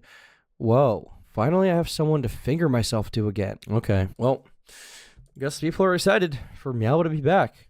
200,000 views. Pulled some decent numbers, right? Kind of hope she gets brain cancer, but whatever. I guess we'll see what shenanigans she cooks up. I feel like I'm probably going to get contacted, unfortunately. I'm like part of the Meowba lore or something, so I have to be tortured with her existence all the time, right? Basically. Something I've been meaning to watch has been, Sneeko went on this podcast with this guy called Jinxie. You guys know who Jinxie is? I assume you do. He's like one of the biggest streamers right now. He's really blowing up. Like he's super duper famous, right? I mean, he's got 3 million subscribers here. Every video is doing pretty well, right? He's doing good. He's doing pretty fire. And he recently did a podcast with Sneeko. The second episode of his podcast was with Sneeko, which I found very interesting because Jinxie is like a new creator. He's, I mean, relatively safe, I would say, like relatively. He is funny, but he's relatively safe. And despite that, he decided to do a podcast with Sneeko, who is like one of the most controversial people on the internet, I would say. Also one of the most made fun of and mocked like people the last, I don't know, year or so. And he also did it right after he did a podcast with Moist Critical, which is really funny. Like literally we have Queso, who's like a streamer that kind of blew up at the same time as Jinxie, Critical, and then Sneeko. Like Sneeko's an interesting follow-up to Critical for sure. Well, one funny thing did happen with this, which is that before the podcast was dropped, Sneeko tried to call out Jinxie. I have this somewhere. Here we go. This N-word, Jinxie, invited Sneeko to do a podcast and is too afraid to drop it.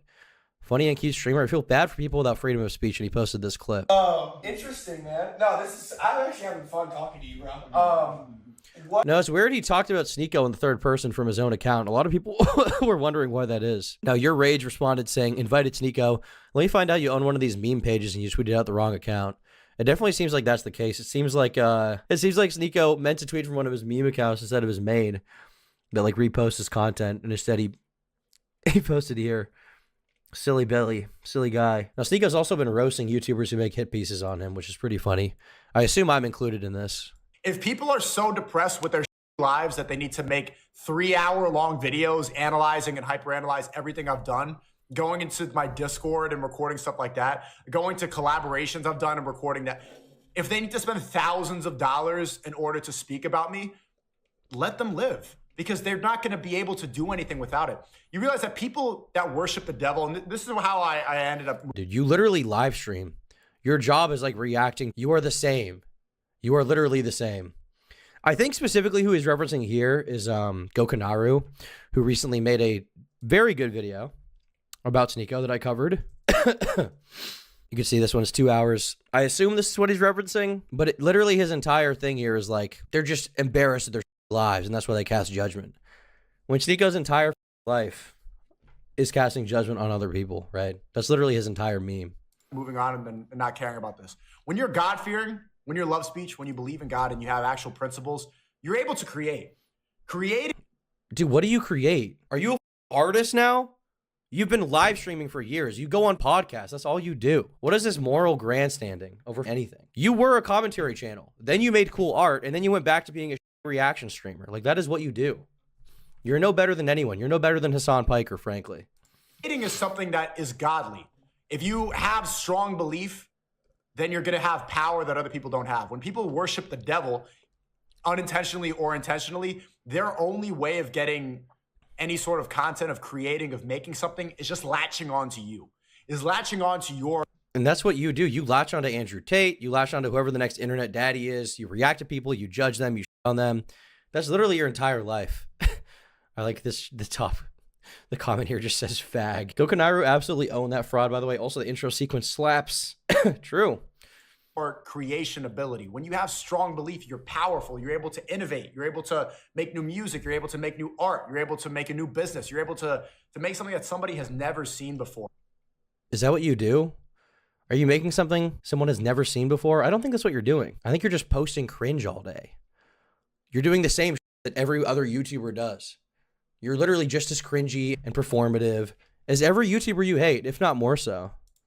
But if you're a miserable, depressed leech, you end up covering yourself in blood. You end up chronically online. You end up only being, and that's why YouTube, the only videos on YouTube now, that's why YouTube sucks. It's just negativity. YouTube is just like, this guy's terrible. I don't like this.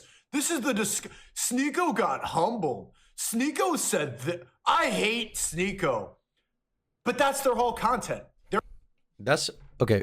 If you go to Sneako's Rumble, by the way, what is this guy doing? What is this guy making videos about? Okay. What is this guy making videos about? Sneako interviews a guy. Sneako talks about stuff that happened. Sneako roasts his viewers' daily eating habits. Sneako hosts a Discord talent show. This is the same that every other streamer is doing. He's streaming with celebrities so he can jump on their clout, like Rampage Jackson. He's on Ethan Klein. He's having drama with him. I am very humbly asking if you could chip in $5, $10, or even $25. You see this black box right here? Well, I'm going to show you something right now.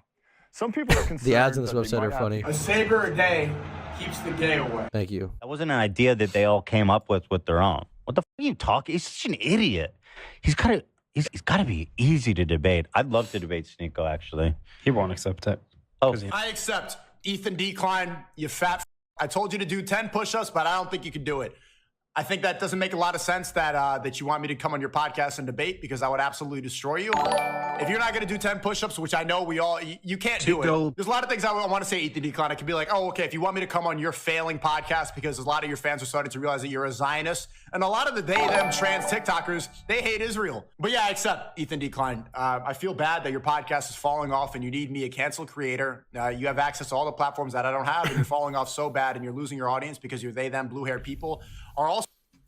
By the way, if you look at like the H3 podcast channel, they're definitely not like suffering in views. They're getting millions of views every video. I guess it's not like they've like fallen off or something. 1 million views on a live stream VOD is crazy. That's like extremely impressive views. Extremely impressive. And this is like what Sneako does. Sneako is just responding to Ethan Klein. He's doing the same that he is mad about other people for doing. But regardless, you know what? I want to hear what he had to say on the Jinxie podcast, okay? I want to hear what they had to say. So we're going to sit through this. We're going to watch the whole thing. It's an hour long. I'm going to respond to it. I'm going to play Fortnite, okay? We're going to watch it all. But I think I saw Nick Diorio was live. Did I just voice crack? That's crazy. People are saying, look at the AIMZ person's account, okay?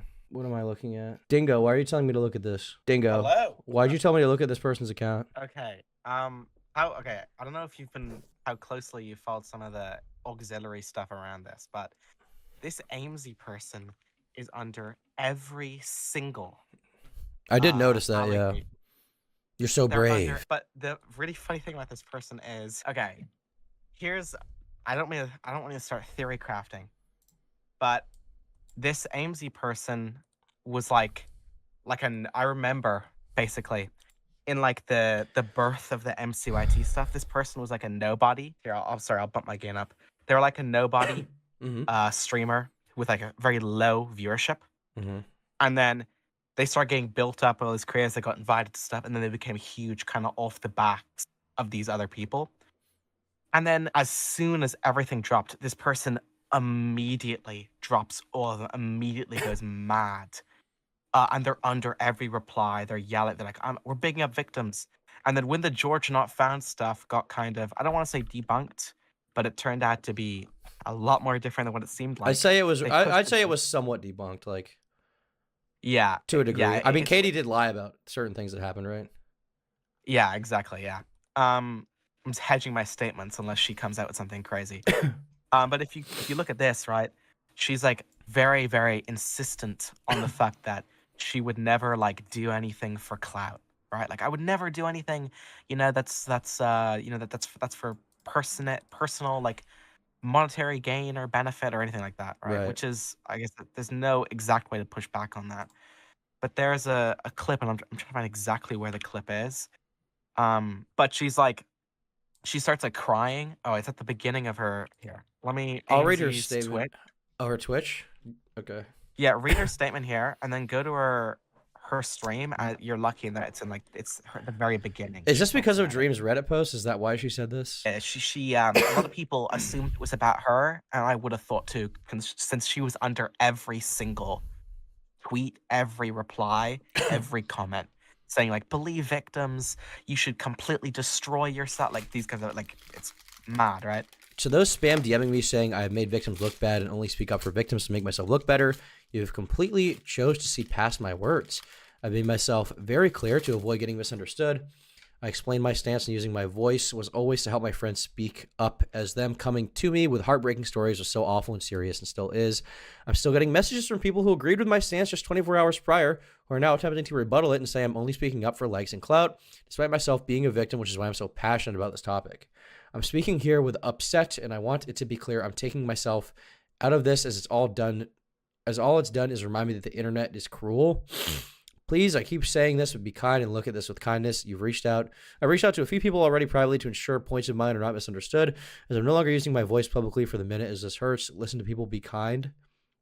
How come all these people make like such like outright accusations against these people, calling them piece of shit, and as soon as they get pushback, they're like, well, I'm not going to talk about it any further.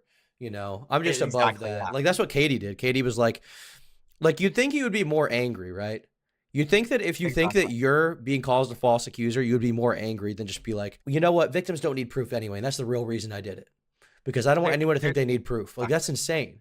People aren't doing that with Wilbur Soot. I think, okay, tell me if I'm wrong here. In my mind, the like opinion that I'm kind of developing over time is like, Wilbur might be kind of a piece of shit, and George is probably not.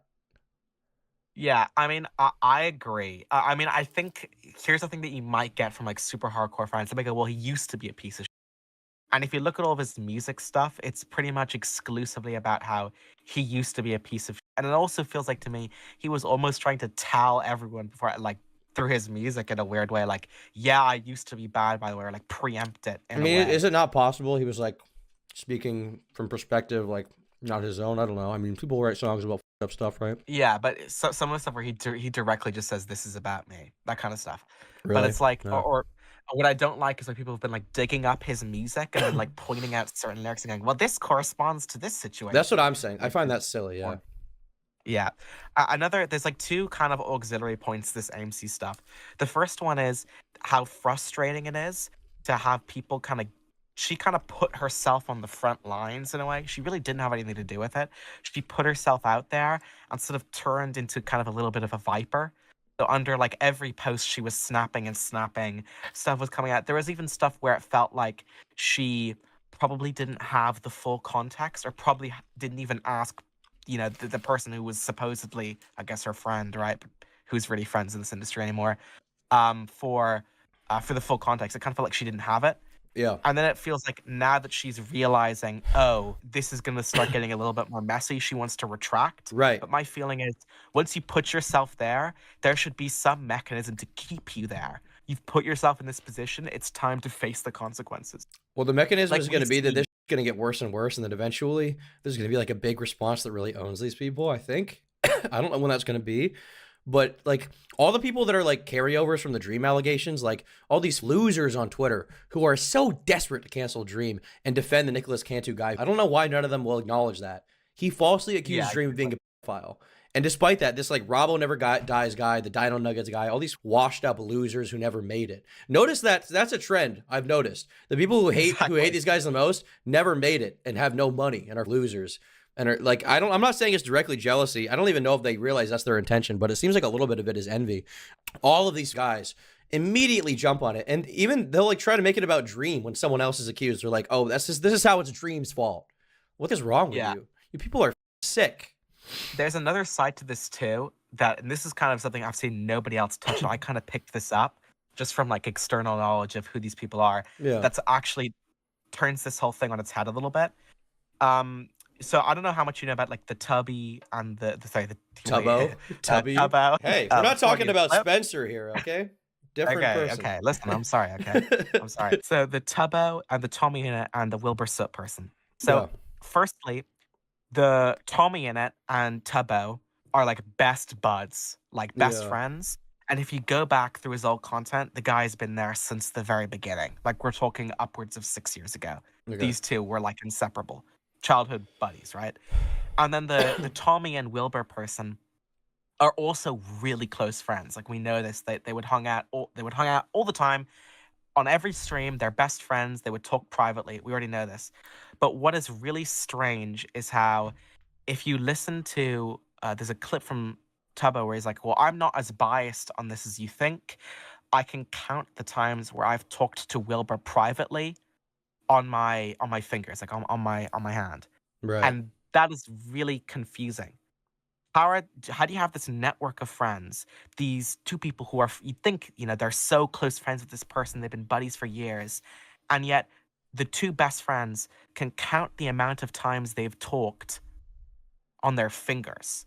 Something doesn't add up there. No. And it makes me think that these people aren't friends at all, and there's some crazy drop needs to happen about what the behind the scenes network of this looks like, because something there seems someone is lying there, because that does not make any sense. It doesn't make any sense. Dream claims to be good friends with George. They claim to be good buddies. I don't know if that's I don't know if that's true, but I would assume that with the Minecraft guys, if you remember back in the day with like Sky Does Minecraft and Team Crafted and all those guys, there was always drama going on behind the scenes that we didn't know about, that we only found out about later, right? Or like friendships weren't as strong as we thought they were, because I could see on video, it seems like it's a whole big happy family of guys that just get along. They might not even talk outside of recording, right? Exactly, yeah. Yeah. What makes the Tommy and Tubbo stuff, Wilbur stuff, kind of more confusing though, is that the three, it kind of feels like we can almost confirm that the two, that the two were friends with Tommy in kind of a really private manner. Wilbur said, oh yeah, I remember there were days, when I was in my deep dark depression where, every day Tommy would just message me, get out of bed and talk to me, and I would go and speak to him, right? And that kind of thing confuses me, because how can you have these people who seem to be so deeply connected privately, and yet like the people in the orbit don't speak to each other? It doesn't make any sense. Yeah, I don't know. And then another thing is if you look at her Aimsy, if you go to her Twitch, and click on her most recent VOD. You want me to look at her most recent VOD? What timestamp? Let me pull it up quickly, but you should just be able to skip past her starting soon. And it starts. Is it called Baxter Death? What am I looking at? Oh, that's a clip. Hold on, videos. Oh, is it this My Little Pony time one? Yeah, hang on. I'm gonna get the exact times up for you. Okay. Why do these streamers only stream for like 2 hours? I thought it was their job. Okay, skip 6 minutes and 30 seconds. 6 minutes and 30 seconds. Okay. Into her VOD, and that should be the beginning of it. Right. Look, chat. Ducky, my girlfriend did it. Oh, Burnham will announce. Hey, stream it for me. Oh, my bad. It's okay, buddy. I forgive you. Thanks, bro. All right, there you go. I'm sitting here like crying. I'm like, and then Bo Burnham's in the back, like, and I'm like, yeah, man, I've had a bad day. British people are crazy, dude. Oh man. Fuck's sake. Why does she never take the That was not the direction I was about to go on. She has male pattern I'm baldness. you're kind of echoing. I'm speaking very quiet. Is this better? I'll speak a little bit louder. I do want to apologize if I look out of sorts. I do have a very, I have a sinus infection right now, chat. So I'm trying my best to like chill.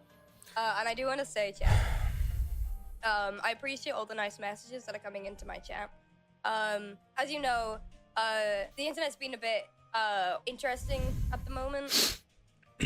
I literally woke up from a nap and I just had like an influx of DMs telling me the only reason I support victims is because I want clout, even though I've been very openly passionate about uplifting voices due to the experiences that I've been through when I didn't have anybody. And I also want to say there's a lot of people that have seen me uplift voices and they're like, okay, but why didn't you openly condemn this person for this joke they made? I think it's really silly to think that I don't do that privately. Lol. I do. And my friends make weird jokes and do weird things. I'm the first person usually that talks to them and calls them out privately. Thank God. Thank God you So did I'd that, appreciate dude. if you guys didn't start spreading that. Protecting the I don't do Minecraft that. community. One N-word Not joke everything at a has to be time. public. There's some things I do because victims want it to be and they want to talk about it. But I'm allowed to handle my discussions with my friends privately if I don't agree with things they're doing. And that's all I'm going to say. Can we please be kind? You're a good I've had a person. really awful day. I'll quickly say, real quick, this is the last thing I'm going to say about this. I am removing myself. We need one of those body language analysis videos on her. Someone get this girl a fidget cube, okay? Jesus Christ. Get her a fidget spinner. My name is Tom Rubix. I invented this cube for you, AMZ. I'm gonna send it to you, okay? I've been very badly triggered. Triggered.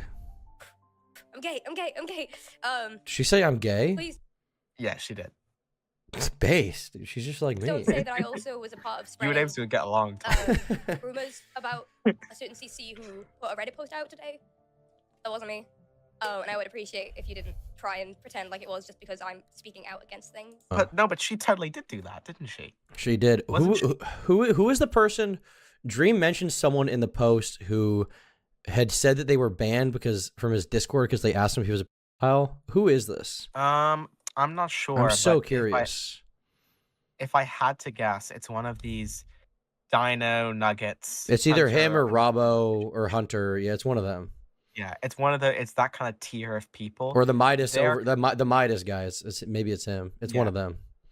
Yeah, they're kind of a lower tier here because they kind of want to be involved because their audience loves when they do this kind of stuff. But they don't actually have like an audience. It's just Twitter.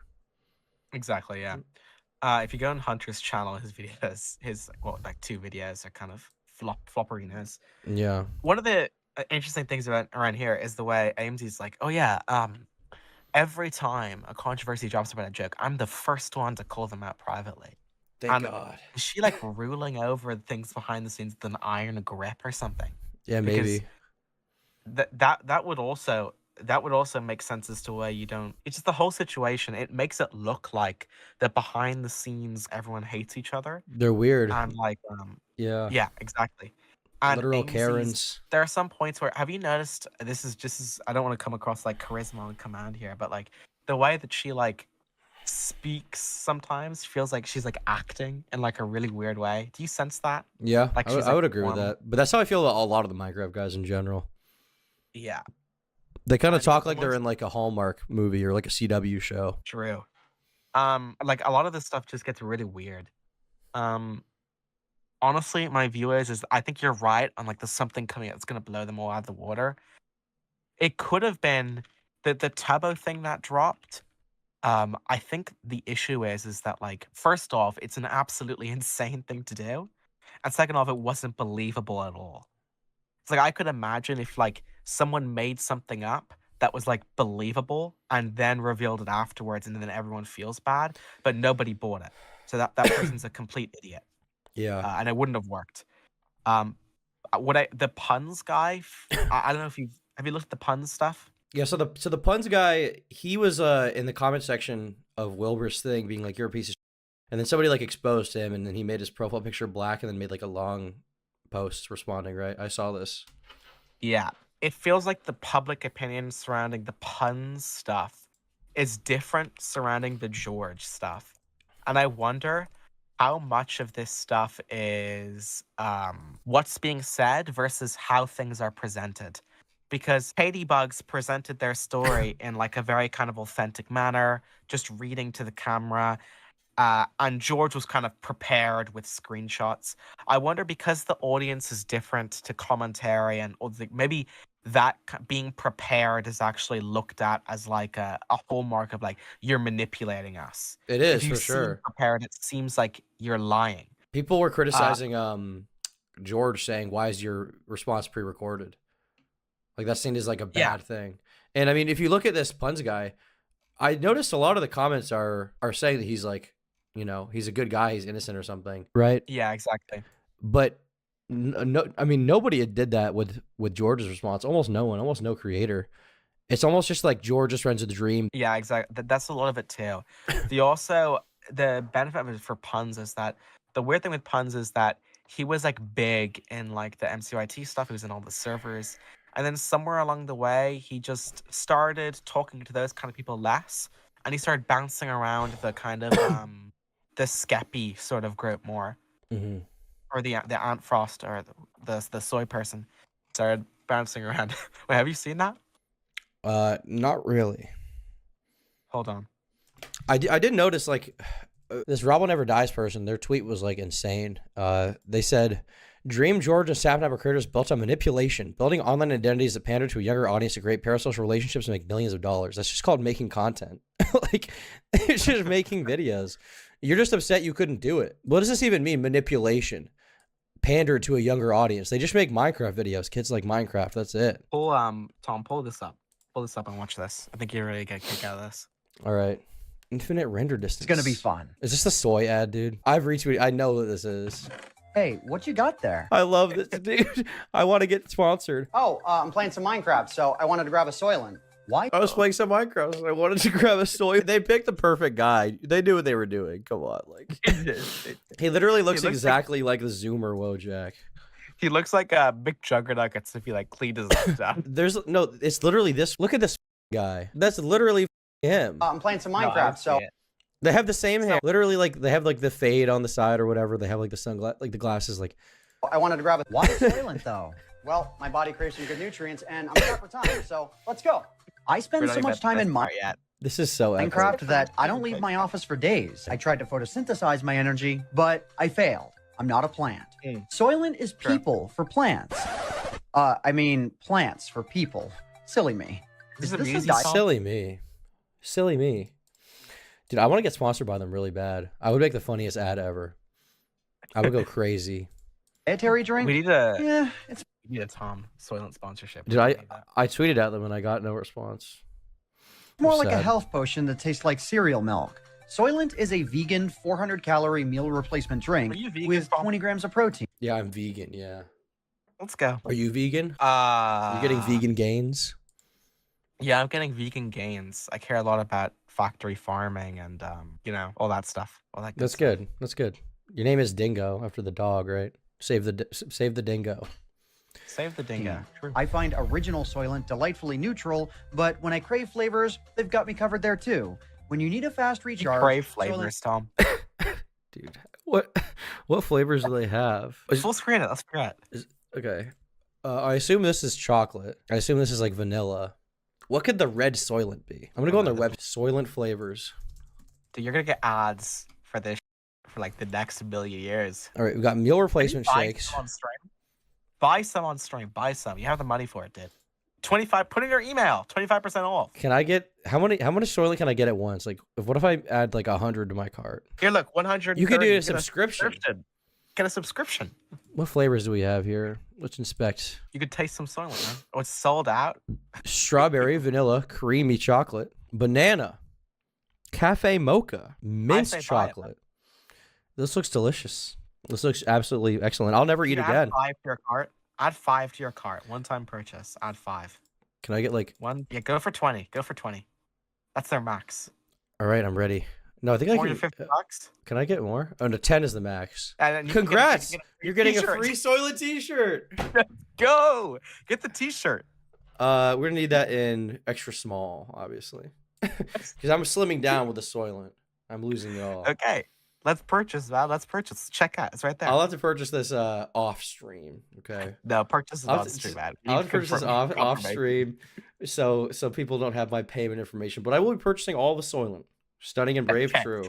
Let's share a bottle with me, man. Okay, we'll start our fitness journey together, dude. Well, you know, gonna be I think it's kind of bad to give people who are under the age of 18 Soylent. Who said? Oh yeah, It's true, taboo. couples. It's taboo. Soylent know? Ranch. Against their parents' True. permission, you know, bathtub Soylent. That's true. That's true. You know, Soylent has estrogen in it, dude. I mean, not literally. Yeah, literally, it's got estrogen in it, dude. Just want to top ingredient, estrogen and then soy. Estrogen and then soy. Based. All right. Based. Otherwise. Yeah, otherwise, what's up? I think the Amesy person is like high tier. Okay. She's just made an additional statement. Nice. Really? As of 2 hours ago, I think this is also from Amesy, but I can't find out where this is posted. Oh, this is on their private account. Yeah, I this would is like as to of, include this. People claiming she regretted it months later after wrong. I saw Katie before she went to the hotel room and passing with a group of friends. I didn't know where she was going, but it was late when I saw her, and I found out later that she was drunk by a friend of hers, so I went looking for her. I was terrified for her. I didn't know who she was with, but I understood this was an 18-year-old at a convention that is now drunk. I wanted to ensure she was okay. This is her text the following day. I didn't learn what happened that night until recently. I never had my heart break faster. Where are the texts? Here, I'll send them over now. Okay. Here we go. Better res. There's the full screen. Oh, you got it? Okay. Caitibugzz. Blank said you wanted to make sure I was okay last night. Thank you. Yeah, I just want to double check. Situation itself was definitely not the best in a little, but you live and learn, bro. And I'm doing all right now, I think, but thank you anyways for looking out for me. This doesn't prove that this doesn't like even line up with what she said though. No, yeah. Like this doesn't even line up with what she says here at all. That's the issue. People claiming she regretted it months later after wrong. That's not what this means though. She didn't say I regret anything. This could refer to a number of things. Like I don't understand. Yeah, I mean, like, also it ties into this thing. I'm wondering what your thoughts on this are, because I'm not fully decided on this. Have you heard of? I think this is the word for it. Post traumatization. Have you heard of that? No. It's the idea that something can happen to you, and after the fact, a bunch of people can convince you that something else happened, and then you can become like traumatized by virtue of this different sort of situation that's been like invented. Okay. So I think Is this like a real psychological phenomenon? I think well obviously it is, but I mean I don't know if the term is used. Like is it the DSM? No, of course it's not. But I just think I think it's like some random person coined it. I think it's just a thing that people have observed. But I think what's concerning is like, firstly, you know, obviously you have to hedge. It's possible that the Caitibugzz person is actually a complete victim, and this is all like a psyop. But like, it feels like, the Caitibugzz person seemed like sincere in believing that this had happened to them. Like, I don't think that this person's like a liar, but it's also simultaneously possible that they spoke to a bunch of people, told them what happened, and then got convinced of like a different thing after. My thing is, if they're not a liar, why would they leave out the fact that they cuddled? Yeah. Like because that would definitely change things. But she claims that despite the cuddling, that doesn't actually change anything, right? Her claim and her response is like, well, just because we were cuddling before doesn't mean I gave consent. And it's like, well, then why didn't you mention that? Because she made it seem like she was just sitting next to him, and then all of a sudden he's like, whoop, stick my hand up her shirt. Like, but that's what he said didn't happen, and she admits that's not really what happened in the response after, but she doesn't acknowledge that she contradicted herself. So that's the biggest thing for me, you know? I think she might think he did something wrong. I don't think she knows what sexual assault is, basically. That's what I think. Yeah. It's also doubly kind of an issue, because you wonder how much of these statements, because obviously when she was reading on stream, she was like reading from like something that had been written, right? Yeah. The concern is like, with these kind of statements, are the people themselves actually writing them, or is all this stuff coming from behind the scenes, coming from like a full? I mean, I'm reminded of the Slazo stuff. Like, you had a statement that seemingly came from. I was about to bring that up. person. Yeah, seemingly came from Che, but it actually came from like Hyojin. Yeah, it came from a whole network of people who were kind of like inserting their own sort of. They were like redrafting over what they said. The Johnson one's another example of this, like the Kami stuff. Yeah, that's a good one. Like that girl wrote her view of what happened, and then you can look in like the Google Doc thing. John went back into it and rewrote certain stuff to make it seem like to even like increase the extremity or to increase like the dramatics. It's of it like all. playing a game of telephone almost. Exactly. So Yeah. it feels like if there's a lot of behind the scenes intervention on this kind of stuff, and especially considering we know like the AMZ person doesn't like the Dream person, or doesn't like the GeorgeNotFound person. Right. If this group of people have any hand in those statements, their personal biases are going to massively affect the way that they speak to that person and the way that they advise them on what to write. And I think that kind of stuff, if anything like that comes out, it would be unlikely to, considering they're kind of a close-knit group. That's why I'm curious, like, that will would we ever find out what went on behind the scenes? You know? Yeah.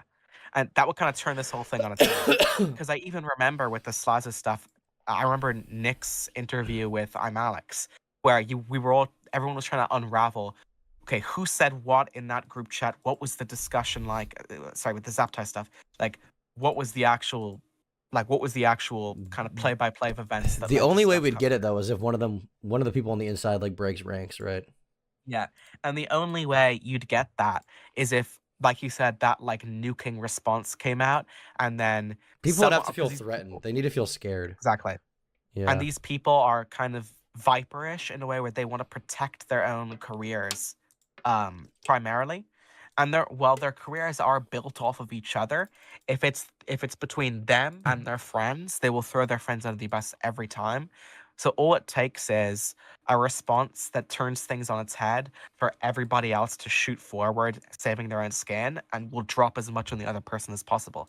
So I think this space is eating itself alive right now in a way that I don't think anyone really expected. But I think you're gonna see like that times 10 if things continue in the direction they're looking now. And I think, ironically, a lot of the troubles with this situation, and if I had to boil it down into why all of this is happening, actually, I don't know if I want to say that. What I will say is that there's an issue with smaller creators kind of operating a little bit like parasites. And if you like let them in a really aggressive manner and you let them spread everywhere and you let them into every facet of your career, they will dig up jokes. I remember certain edgy joke controversies. They will dig up that stuff and they will publish it because it's like social climbing. It's by stepping on another person's head and knocking them down a few pegs, they can climb up to like a further level of financial stability or, internet cultural relevance.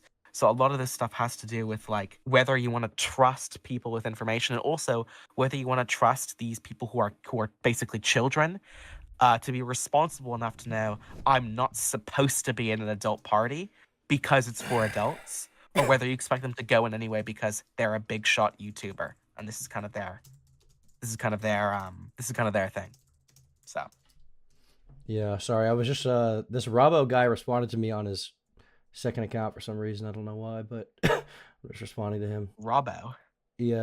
Oh, wait, who's this person? Actually, I haven't been keeping up on that side of things. It's one of the like Dream hater guys or whatever. Oh wait, let me go to your account. Hold on, I'll just send you the tweet. All right. Oh, this person 1,900. Ooh. Well, I responded to them and they responded to me on their like other account or whatever. Their main account just got suspended. I think they said that would be why. Oh, 15K. Well, who is this person? They're just like one of the they're like the Dino Nuggets guy. They're just like an orbiter. Are they just a Twitter poster or do they actually have a career? Good question. They have a Twitch with 5,000 followers. They're like views, so they're just another failure. All these people are just like washed up. Like they're all the people that are mad at them are like people who can only get attention on Twitter, and that's it. Why is that? Yeah. I think this is kind of interesting. And a lot of these kind of creators that I remember back in the day who were building themselves up and making content have transitioned into like either just a lot of people, because I used to be sorry, I don't know if I want to say this. I used to be kind of a gaming streamer back then. That was what I wanted to do. So I was seeing a lot of people kind of rise up over time. A lot of these guys have either transitioned to like behind the scenes stuff. So like working for becoming editors, like for instance, like the Prezzo person, or are working for like Minecraft servers and stuff, just doing behind the scenes stuff. And then also a lot of these guys have transitioned into this like solely Twitter audience where they kind of they make bank off of like like Ko-Fi and Yeah. Buy me a coffee. yeah, that kind of. They make money off of those websites, kind of in like a really insidious way because they don't actually ask anyone to donate, but they make these like tweets that are like almost baits for relevance. Like they want to call Dream a pedo because they want Dream. Okay, to I'm not respond. 5'8", and I'm not. Sorry, my bad. It's alright. They want Dream to respond, and then they want all of Dream's haters to then flood to their Twitter and then follow and go like, "Wow, you really stuck it to him, man." That's kind of what they want. Yeah, but it's never gonna work out. It won't, no, because all of this stuff depends on your ability to like be able to like lie. It's also like, how embarrassing is it to be like one of these people who like, you're only popular on Twitter, but you desperately clearly want to be like a YouTuber and be involved, which is why you insert yourself into all these allegations. Like, have you noticed that? Yeah, I have noticed that. It's like, it's very sad. I almost feel bad for them. I would feel bad too, but I like a bonus element of this is that like all of these people don't. I wonder how they rationalize it to themselves because I don't think they actually give a single. Like I don't think they about actually these situations. Yeah, I think they might what think they do. Yeah, but I think a lot of it is motivated by their personal dislike Of the creator, of course, absolutely, and that's why when it comes out that like when the assault allegation comes out and then somebody responds, they turn to like, oh, like they move the goalposts. So like, what about stan culture, right? That's literally what this guy did. Yeah, I mean, which is like, you shouldn't even be bringing that up when talking about someone being potentially like, yeah, like it is insane. Another thing about it that confuses me is like, for instance, the fan bases too are also like mouthpieces of like the creators. So we've known for kind of a while that the Dream group and like the Tommy Innit group have had like a kind of like a split. Yeah. And that they're all kind of really not okay with each other anymore for reasons that no one's entirely sure of right now. Is that real? Yeah. So Tommy in like his video made a joke about Dream being like a loser or something. So like Dream, Sapnap, George are their own group, and then like Tommy, Tubbo, Skeppy are their own all thing. split. They've completely split. A lot of this was over. Do you remember the Quackity Dream stuff? Yeah. That stuff, and also surrounding stuff, just in regards to the allegations dropped in the first place. These groups are kind of fractured, and what's interesting about Wilbur is that he almost went off on his own a little bit, in that he was not particularly attached or wanted to be attached to the Minecraft scene anymore. Well, he was like doing music or whatever, right? Yeah, exactly. And I wonder if he was trying to escape. Like he knew the community would like own him. Yeah, I wonder if he was, not even that, but I wonder if he was trying to escape I wonder if something happened to make him, just because the sudden turn away from streaming was like a little weird. I had some person message me on Instagram. I didn't even respond to them, but they said something to the effect of like, I actually used to date one of the people in Soot House, and Wilbur Soot used to say the N-word, and he took 50% of their revenue or something. It was just like a bunch of, I don't know, just babble. I kind of ignored it, but I literally like looked at it, and then I went on her account, and she had her tits out like in the first post, and I was like, I'm not saying that means it's invalid, but that combined with the N-word thing, I was just like, oh my God, who cares? No one. Oh my God. Another element of it is like, I wonder why all of this is happening now, because I also feel like the whole thing of like well the thing is like, usually what happens when a false allegation happens is everyone apologizes after the fact, right? So like with Quite, everyone apologizes, it gets dissipated, and now like any allegation made against Quite is going to be heavily scrutinized if it ever happens again, right? With Dream, like it was never resolved. Like he made the response video, and then everyone was just like, "You really gonna spend an hour responding?" Like they would say anything to try and make him seem like a dork for responding to the file allegations. Like these people just hate him. They hate him. They hate whatever he does. No matter if he's in the right, it doesn't matter. Like if he just proves it, that he's a pedophile, they'll be like, "Well, what about the fact you forgot to give away merch this one time?" Like it always turns into this thing. They can never let it go. They will hate him forever. I'm booting up Fortnite, Tom, so we can hop on for a game. Base, that'll be good. Another thing that's kind of interesting is I think a lot of the fan base hatred for Dream, and I think this is something that not a lot of people have talked about, is how the reason why when the fan base split happened, it was so bad for Dream, and then consequently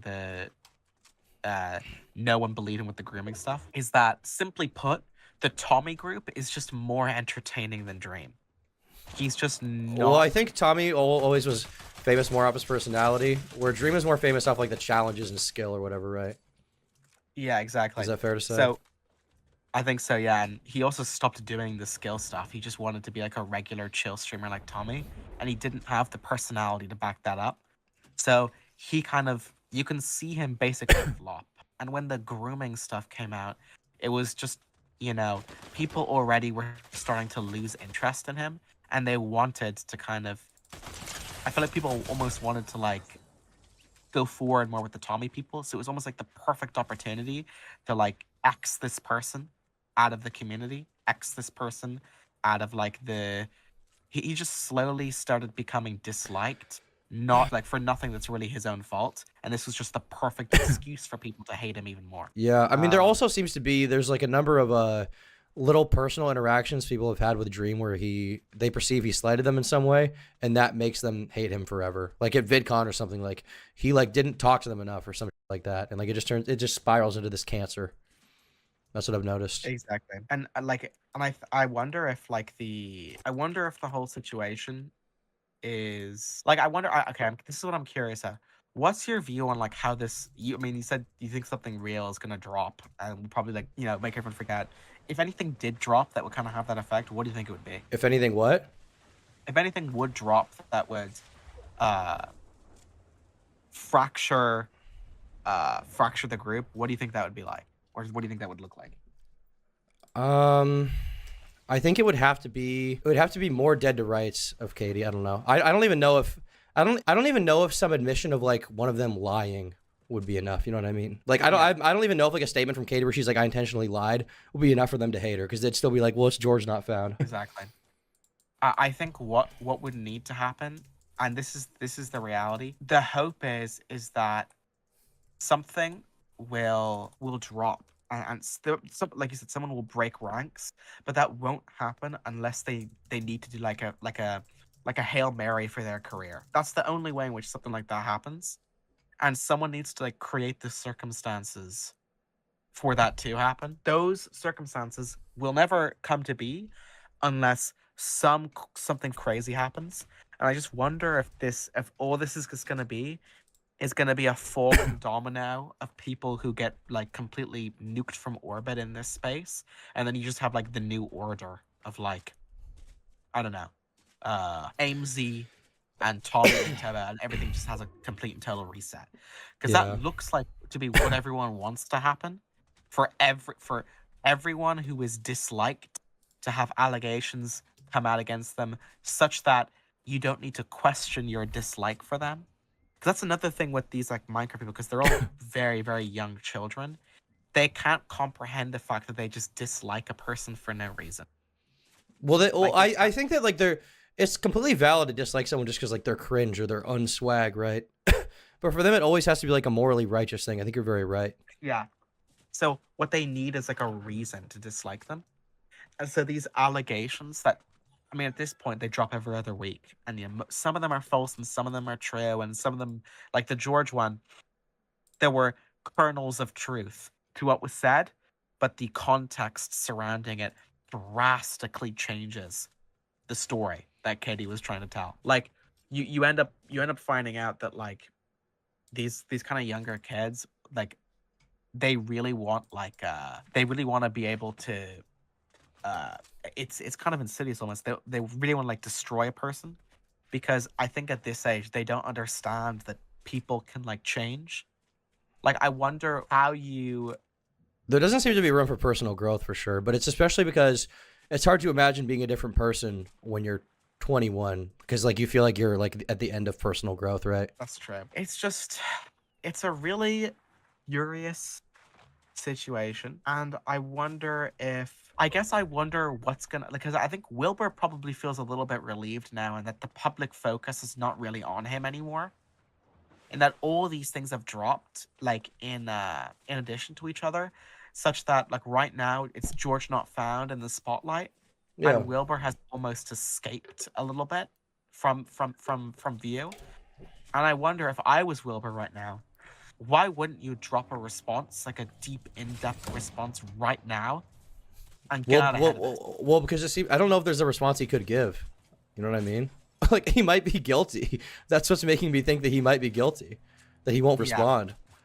And he said he has DMs that like disprove for him. He won't release them for some reason. It's the same thing that Katie did. What Katie did when she responded, she's like, I don't even need proof. You know what I mean? Yeah. Well, like it doesn't read as good. And I'm not saying he is guilty, but it's like, obviously the public might think that, you know? Exactly.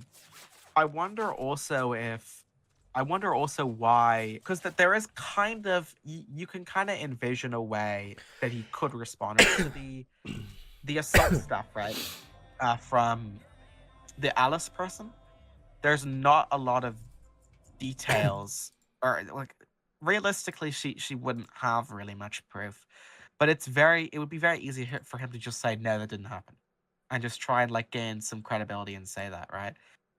And the binding stuff is also difficult too, because if he has those texts, it wipes it off the slate for him pretty much. Why wouldn't he publish that? But then I also wonder, why would he say he had them?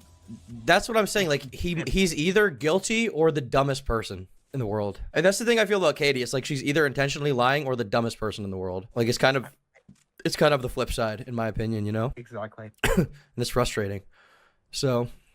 And you'd hope that he would have an adequate defense that would clear his name and that would prove that that he wasn't the evil person that everyone's saying he is. Well, it's especially weird that he opens the statement by saying like her feelings are valid, and then the opening of like the second page is like, well, but I didn't abuse her, and it's like, I feel like if you feel like you're really being falsely accused and you feel like there's like not a lot of truth to it, then you would say like this is categorically untrue or whatever, you know what I mean? But instead he opened with saying like, I mean, it's kind of true, but not completely. Basically is what he said, I right? agree. And I'm still not saying he's guilty, but it's just like it's just a concerning response, and it either shows that he's guilty or it's a complete lack of understanding of how to respond to this at all. You know, like what the f is he doing right now? Where is he? Oh, absolutely nothing. He can't. He's like really famous. It's not like he can like go to the grocery store, right? No, he absolutely. That's the thing. I wonder, because of the sheer popularity he has. I wonder if he's absolutely like his real life too. Like, it's not like he can get employed anywhere. Like, definitely not like he can get employed anywhere. But then I also wonder, it's just a really difficult situation to navigate, because you're constantly thinking, what if the other person is genuinely innocent and doesn't mean these things? But it's also it's just easy to say they're guilty. It's just too easy. And the nature of his response was just so odd that like you said, he either is the most stupid person in the world or he's completely guilty. And that's sure. The only two options. But yeah, definitely an interesting way to start off this year, though. Yeah, it is. I would say it is. It's this can't be the last one, right? Well, there's got to be like another allegation coming. I would say almost undoubtedly. I wonder who it's going to be then. Well, I do too, but it's got to be. Let me think. So we've got Sapnap. He's a possibility. Tabo's off the table. Tommy Yennett's probably off the table. George already had one, so he's probably off the table. Maybe Dream again. I could see another Dream one. Yeah, I could too. I wonder if people are ready to. I don't know if it would be Dream, because I think that would have dropped already. There was a time when everything was coming out against him. I wouldn't know why they would be saving it for now. I think, and this is I think at some point the Tubbo guy has to have been involved in something. I don't think it'd be a sexual thing. I think it would be like a racist joke thing. I think just the age of that guy. Is that where we're gonna go now? We're gonna go to like racism. I think the cynical view on the situation is that it will slowly get less and less serious in terms of the allegations, and people will stop taking it seriously, and then that'll be the time that some of these like people will come out to try and defend themselves, or Wilbur just shows up to like Ms. Kip's house or something, and then like donates the next year of his revenue to charity, which would be is also an option. Yeah. I mean, the Carson guy pretty much got his career back, didn't he? I mean, not really. I mean, Carson, like, I don't know. I wouldn't say that. I mean, he pulls really good views still, and he's kind of Okay, but he used to get like insane views. Yeah, but I also think that realistically he would have fallen off either way. Yes, because I think I think the views he's pulling now shows that the reason he was so famous is because it was perfect time, perfect place, and he had the perfect friends, right? True. Like, But his new friends are not as funny. no, they're not, and they're also like he was blowing up at the same time as all these guys. It was like Jay Schlatt and people like that. You know what I mean? Like, you can't recreate the circumstances that were going on at that point in time. And be sure to become a member. For $5 a month, they get the members-only podcasts and exclusive videos that only members get. Thanks so much for your support.